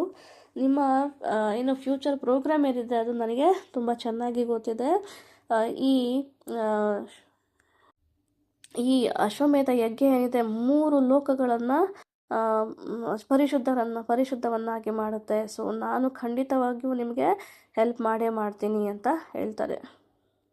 ಸೊ ಎಲ್ಲ ಉತ್ತಮ ಬ್ರಾಹ್ಮಣರು ಮತ್ತು ದೇವತೆಗಳ ಸಹಾಯದಿಂದ ಈ 1000 ಯಜ್ಞವು ತುಂಬ ಚೆನ್ನಾಗಿ ಆಗುತ್ತೆ. ಯಾವುದೇ ಅಡೆತಡೆಗಳು ಇಲ್ಲದೆ ಆಗುತ್ತೆ. 1000 ಯಜ್ಞಗಳು ಪೂರ್ತಿ ಆಗುತ್ತೆ. ಸೊ ಎಂಡ್ ಆಫ್ ದ ಯಜ್ಞದಲ್ಲಿ ಅವ್ರು ಏನು ಮಾಡ್ತಾರೆ, ಇಂದ್ರದ್ಯುಮ್ನನು ಮೆಡಿಟೇಷನಿಗೆ ಹೋಗ್ತಾರೆ, ಧ್ಯಾನಕ್ಕೆ ಒಳಗೆ ಹೋಗ್ತಾರೆ. ಆ ಧ್ಯಾನದಲ್ಲಿ ಅವರು ಶ್ವೇತದ್ವೀಪವನ್ನು ನೋಡ್ತಾರೆ. ಆ ಶ್ವೇತದ್ವೀಪ ಒಂದು ಆ ದ್ವೀಪವು ಕಂಪ್ಲೀಟಾಗಿ ಸ್ಫಟಿಕದಿಂದ ಆಗಿರುತ್ತೆ. ಮತ್ತು ಅಲ್ಲಿ ಒಂದು ಮಿಲ್ಕ್ ಓಷನ್ ಇರುತ್ತೆ, ಹಾಲಿನ ಸಮುದ್ರ ಇರುತ್ತೆ. ಹಾಲಿನ ಸಮುದ್ರದ ಮೇಲೆ ಒಂದು ಪ್ರೀಶಿಯಸ್ ಮತ್ತು ಗೋಲ್ಡಿಂದ ಮಾಡಿರ್ತಕ್ಕಂಥ ಜೆಮ್ಸ್ ಮತ್ತು ಗೋಲ್ಡಿಂದ ಮಾಡಿರ್ತಕ್ಕಂಥ ಒಂದು ಸಿಂಹಾಸನ ಇರುತ್ತೆ. ಆ ಸಿಂಹಾಸನದ ಮೇಲೆ ಶಂಖ ಚಕ್ರ ಗದಾ ಪದ್ಮವನ್ನು ಹಿಡಿದುಕೊಂಡಿರ್ತಕ್ಕಂಥ ವಿಷ್ಣುವಿನ ದರ್ಶನ ಆಗುತ್ತೆ. ಅಲ್ಲಿ ವಿಷ್ಣುವು ಇರ್ತಾರೆ. ಅವರ ಹಿಂದೆ ಅನಂತ ಶೇಷನು ಅಂಬ್ರಲದಂತೆ ಅವರ ಹೆಡೆಗಳನ್ನು ಹರಡಿಸ್ಕೊಂಡು ಅವರ ಹಿಂದೆ ಇರ್ತಾರೆ. ಲಕ್ಷ್ಮೀದೇವಿಯು ಕೂಡ ಅವರ ಎಡಗಡೆ ಕೂತ್ಕೊಂಡಿರ್ತಾರೆ. ಸೊ ಈ ಒಂದು ಇದನ್ನು ಇಂದ್ರದ್ಯುಮ್ನರು ನೋಡ್ತಾರೆ. ಈ ಒಂದು ದರ್ಶನವನ್ನು ನೋಡಿದ ಮೇಲೆ ನಾರದ ಮುನಿಗಳಿಗೆ ಇನ್ಫಾರ್ಮ್ ಮಾಡ್ತಾರೆ ಅದನ್ನು. ಮತ್ತು ಸೊ ಭಗವಂತನ ಒಂದು ಶರೀರದಿಂದ ಕೂದಲು ಉದರಿ ಈ ಭೂಮಿಗೆ ಬರುತ್ತೆ, ಕೆಳಗೆ ಬರುತ್ತೆ. ಒಂದು ಕೂದಲು ಭಗವಂತನ ಶರೀರದಿಂದ ಕೂದಲು ಉದರಿ ಈ ಭೂಮಿಗೆ ಬರುತ್ತೆ. ಆ ಭೂಮಿ ಬ್ರಹ್ಮ ರೂಪ ಟ್ರೀ ಆಗತ್ತೆ. ಅಂದರೆ ಸ್ವತಃ ಭಗವಂತನೇ ಒಂದು ಕಟ್ಟಿಗೆಯ ರೂಪದಲ್ಲಿ, ಮರದ ರೂಪದಲ್ಲಿ ಅವರು ಈ ಭೂಮಿಗೆ ಬರ್ತಾರೆ. ಸೊ ನಾರದ ಮುನಿಗಳು ಹೇಳ್ತಾರೆ, ಇದು ಕೇವಲ ಇದು ದಿವ್ಯವಾದಂತಹ ಮರ, ಇದು ಭಗವಂತ ವಿಷ್ಣುವೇ ಅಂತ ಹೇಳ್ತಾರೆ. ಮತ್ತು ಈ ಮರವನ್ನು ತೆಗೆದುಕೊಂಡು ನೀವು ಭಗವಂತನ ಒಂದು ರೂಪವನ್ನು ನಾವು ಕೆತ್ತನೆ ಮಾಡಬೇಕು ಅಂತ ಹೇಳ್ತಾರೆ. ಸೊ ಅದಕ್ಕೆ ಇಂದ್ರದ್ಯುಮ್ನರು ಹೇಳ್ತಾರೆ ನಾರದ ಮುನಿಗಳಿಗೆ, ನಾರದ ಮುನಿಗಳೇ, ಇದನ್ನು ಯಾರು ಕೆತ್ತನೆ ಮಾಡ್ತಾರೆ ಮತ್ತು ಯಾವ ರೂಪವನ್ನು, ಭಗವಂತನ ಯಾವ ರೂಪವನ್ನು ಕೆತ್ತನೆ ಮಾಡಬೇಕು ಅಂತ ಹೇಳ್ತಾರೆ. ಅದಕ್ಕೆ ನಾರದ ಮುನಿಗಳು ಹೇಳ್ತಾರೆ, ಭಗವಂತನ ಲೀಲೆ ಯಾರಿಗೆ ಗೊತ್ತು, ಅವರು ಹೇಗೆ ಪ್ರಕಟವಾಗಬೇಕು ಅಂತ ಇದ್ದಾರೋ ನನಗಂತೂ ಗೊತ್ತಿಲ್ಲ. ಸೊ ಅವ್ರ ಇಚ್ಛೆ, ಅವರು ಹೇಗೆ ಪ್ರಕಟವಾಗಬೇಕು ಅಂತಿದ್ದಾರೋ ಹಾಗೆ ಅವರು ಪ್ರಕಟವಾಗ್ತಾರೆ ಅಂತ ಹೇಳ್ತಾರೆ. ಸೊ ಸಡನ್ನಾಗಿ ಅಲ್ಲಿಂದ ಒಂದು ಆಕಾಶವಾಣಿ ಬರುತ್ತೆ. ಅವ್ರು ಹೇಳ್ತಾರೆ, ಇದನ್ನು ತುಂಬ ಸೀಕ್ರೆಟಾಗಿ ಇಡಿ, ಅಂದರೆ ಈ ಮರ ಏನಿದೆಯೋ ಅದನ್ನು ತುಂಬ ಸೀಕ್ರೆಟಾಗಿ ಇಡಿ, ಅದನ್ನು ಕವರ್ ಮಾಡಿ ಇಡಿ 15 ಡೇಸು. ಮತ್ತು ನಮ್ಮ ಕಾರ್ಪೆಂಟರ್ ಒಬ್ಬರು ಬಂದು ಡಿಟೀಸ್ನ ಕವರ್ ಮಾಡ್ತಾರೆ. ಸೊ ಹಾಗಾಗಿ ನಮ್ಮ ಕಾರ್ಪೆಂಟರು ಡಿಟೀಸ್ನ ಕವರ್ ಮಾಡೋ ಸಮಯದಲ್ಲಿ ಆ ಸೌಂಡ್ ಏನಿದೆಯೋ ಆ ಸೌಂಡು ಬೇರೆಯವರಿಗೆ ಕೇಳಿಸ್ಬಾರ್ದು. ಸೌಂಡ್ ಬರುತ್ತಲ್ಲ, ಆ ಸೌಂಡ್ ಕೇಳಬಾರ್ದು. ಹಾಗಾಗಿ ನೀವು ಅದನ್ನು ಯಾರು ಕೂಡ ನೋಡಬಾರ್ದು. ಸೊ ಹಾಗಾಗಿ ಆ ಡೋರ್ನ ಕ್ಲೋಸ್ ಮಾಡಿ, ಆ ಡೋರಿನ ಒಳಗಡೆ ಆಚೆ ಬಾಗಿಲ ಹತ್ರ ಯಾವಾಗ್ಲೂ ಮ್ಯೂಸಿಕಲ್ ಇನ್ಸ್ಟ್ರೂಮೆಂಟ್ಸ್, ಕೀರ್ತನೆ ಭಜನೆಗಳು ಆಗ್ತಾ ಇರಬೇಕು ಕಂಟಿನ್ಯೂಷನ್ ಆಗಿ ವಿತ್ ಮ್ಯೂಸಿಕಲ್ ಇನ್ಸ್ಟ್ರೂಮೆಂಟ್ಸ್ ಅಂತ ಹೇಳ್ತಾರೆ. ಸೊ ರಾಜ ಇಂದ್ರದ್ಯುಮ್ನನು ಅವರ ಇನ್ಸ್ಟ್ರಕ್ಷನ್ಸ್ ಏನಿದೆ ಅದನ್ನು ಫಾಲೋ ಮಾಡ್ತಾರೆ. 15 ಡೇಸಲ್ಲಿ ಅವರಿಗೆ ಜಗನ್ನಾಥ್, ಬಲದೇವ್, ಸುಭದ್ರಾ ಮಹಾರಾಣಿಯವರು ಸುದರ್ಶನ ಚಕ್ರದ ಜೊತೆಯಲ್ಲಿ ಪ್ರಕಟವಾಗ್ತಾರೆ. ಸೊ ಮತ್ತೆ ಇನ್ನೊಂದು ಆಕಾಶವಾಣಿ ಬರುತ್ತೆ. ಸೊ ಈಗ ಈ ಡಿಟೀಸ್ ಏನಿದೆಯೋ ಅದನ್ನು ಸದ್ಯಕ್ಕೆ ಕವರ್ ಮಾಡಿ, ಈ ಡಿಟೀಸನ್ನು ಯಾವ ಕಲರಲ್ಲಿ, ಅಂದರೆ ತುಂಬ ನ್ಯಾಚುರಲ್ ಕಲರಲ್ಲಿ ಯಾವ ರೀತಿ ಪೇಂಟ್ ಮಾಡಬೇಕು ಅನ್ನೋದನ್ನು ರಿವೀಲ್ ಮಾಡ್ತಾರೆ. ಸ್ವತಃ ಭಗವಂತನೇ ರಿವೀಲ್ ಮಾಡ್ತಾರೆ. ಇದನ್ನು ನ್ಯಾಚುರಲ್ ಪೇಂಟ್ಸಿಂದ ಇದಕ್ಕೆ ಈ ಬಣ್ಣವನ್ನೇ ಕೊಡಬೇಕು ಅಂತೇಳಿ ಅವರು ಹೇಳ್ತಾರೆ. ಅಷ್ಟೇ ಅಲ್ಲ, ಈ ಒಂದು ನ್ಯಾಚುರಲ್ಸ್ ಬಣ್ಣಗಳಿಂದ ಪ್ರತಿ ವರ್ಷವೂ ಕೂಡ ಇದೇ ರೀತಿಯಲ್ಲಿ ಪೇಂಟ್ ಮಾಡಬೇಕು ಅಂತಲೂ ಅವರು ಹೇಳ್ತಾರೆ. ಸೊ ಅವರು ಮುಂದುವರಿಸ್ತಾರೆ, ಸೊ ಸ್ವತಃ ಭಗವಂತನೇ ನಿಮಗೆ ಆಶೀರ್ವಾದವನ್ನು ಮಾಡೋದಕ್ಕೆ ಮತ್ತು ಎಲ್ಲ ಜೀವಿಗಳನ್ನು ಉದ್ಧಾರ ಮಾಡೋದಕ್ಕೋಸ್ಕರ ಬಂದಿದ್ದಾರೆ. ಭಗವಂತ ಮತ್ತು ಇವರಿಗೆ ಯಾವುದೇ ವ್ಯತ್ಯಾಸ ಇಲ್ಲ, ಇಬ್ಬರೂ ಒಂದೇ, ಭಗವಂತನ ದರ್ಶನನೇ ಇದು. ಸೊ ಹಾಗಾಗಿ ಅದೃಷ್ಟಶಾಲಿಗಳು ಯಾರು ಇಲ್ಲಿ ದರ್ಶನಕ್ಕೆ ಬರ್ತಾರೋ ಅವರಿಗೆ ಮುಕ್ತಿ ಅಂತೂ ಗ್ಯಾರಂಟಿ ಅಂತ ಹೇಳ್ತಾರೆ. ಮತ್ತು ಅವರು ಈ ಜೀವನ ಚಕ್ರಕ್ಕೆ ವಾಪಸ್ಸು ಬರೋದೇ ಇಲ್ಲ ಅಂತ ಹೇಳ್ತಾರೆ. ಸೊ ಇಂದ್ರದ್ಯುಮ್ನ ಮಹಾರಾಜರಿಗೆ ಹೇಳ್ತಾರೆ, ಈಗ ನೀವು 1000 ಅಡಿಯ ಎತ್ತರ ಇರತಕ್ಕಂಥ ಒಂದು ದೇವಸ್ಥಾನವನ್ನು ನಿರ್ಮಾಣ ಮಾಡಿ, ಆ ದೇವಸ್ಥಾನದ ಒಳಗಡೆ ನೀವು ಈ 4 ಡಿಟೀಸ್ ಏನಿದೆ ಅದನ್ನು ಇಟ್ಟು ಪೂಜೆಯನ್ನು ಮಾಡಿ ಅಂತ ಅವರು ಹೇಳ್ತಾರೆ.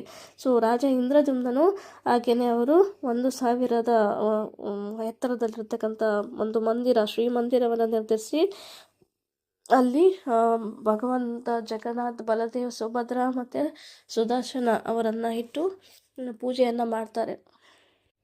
ಸೊ ಯಾರಾದರೂ ಒಂದು ಸಲ ಈ ಒಂದು ದೇವಸ್ಥಾನಕ್ಕೆ ಹೋಗಿ ಭಗವಂತ ಜಗನ್ನಾಥನ ದರ್ಶನವನ್ನು ಮಾಡಿದರೆ ಅವರಿಗೆ ಮತ್ತೆ ಈ ಜಗತ್ತಿಗೆ ವಾಪಸ್ಸು ಬರೋದೇ ಇಲ್ಲ, ಈ ಭೌತಿಕ ಜಗತ್ತಿಗೆ ಮತ್ತೆ ಬರೋದಿಲ್ಲ, ಅವರು ಭಗವದ್ಧಾಮಕ್ಕೆ ಹೋಗ್ತಾರೆ ಅಂತಕ್ಕಂಥದ್ದು ಇಲ್ಲಿ ಹೇಳ್ತಾರೆ. ಸೊ ಇಲ್ಲಿಗೆ ಈ ಪುಸ್ತಕದ ಮೊದಲ ಅಧ್ಯಾಯ ಮುಗೀತು. ಆ್ಯಕ್ಚುಲಾಗಿ ಈ ಕತೆ ತುಂಬ ದೊಡ್ಡದಿದೆ, ಇದು ಜಸ್ಟ್ ಒಂದು ಇನ್ಸೈಡ್ ಪಾರ್ಟ್ ಅಷ್ಟೇ.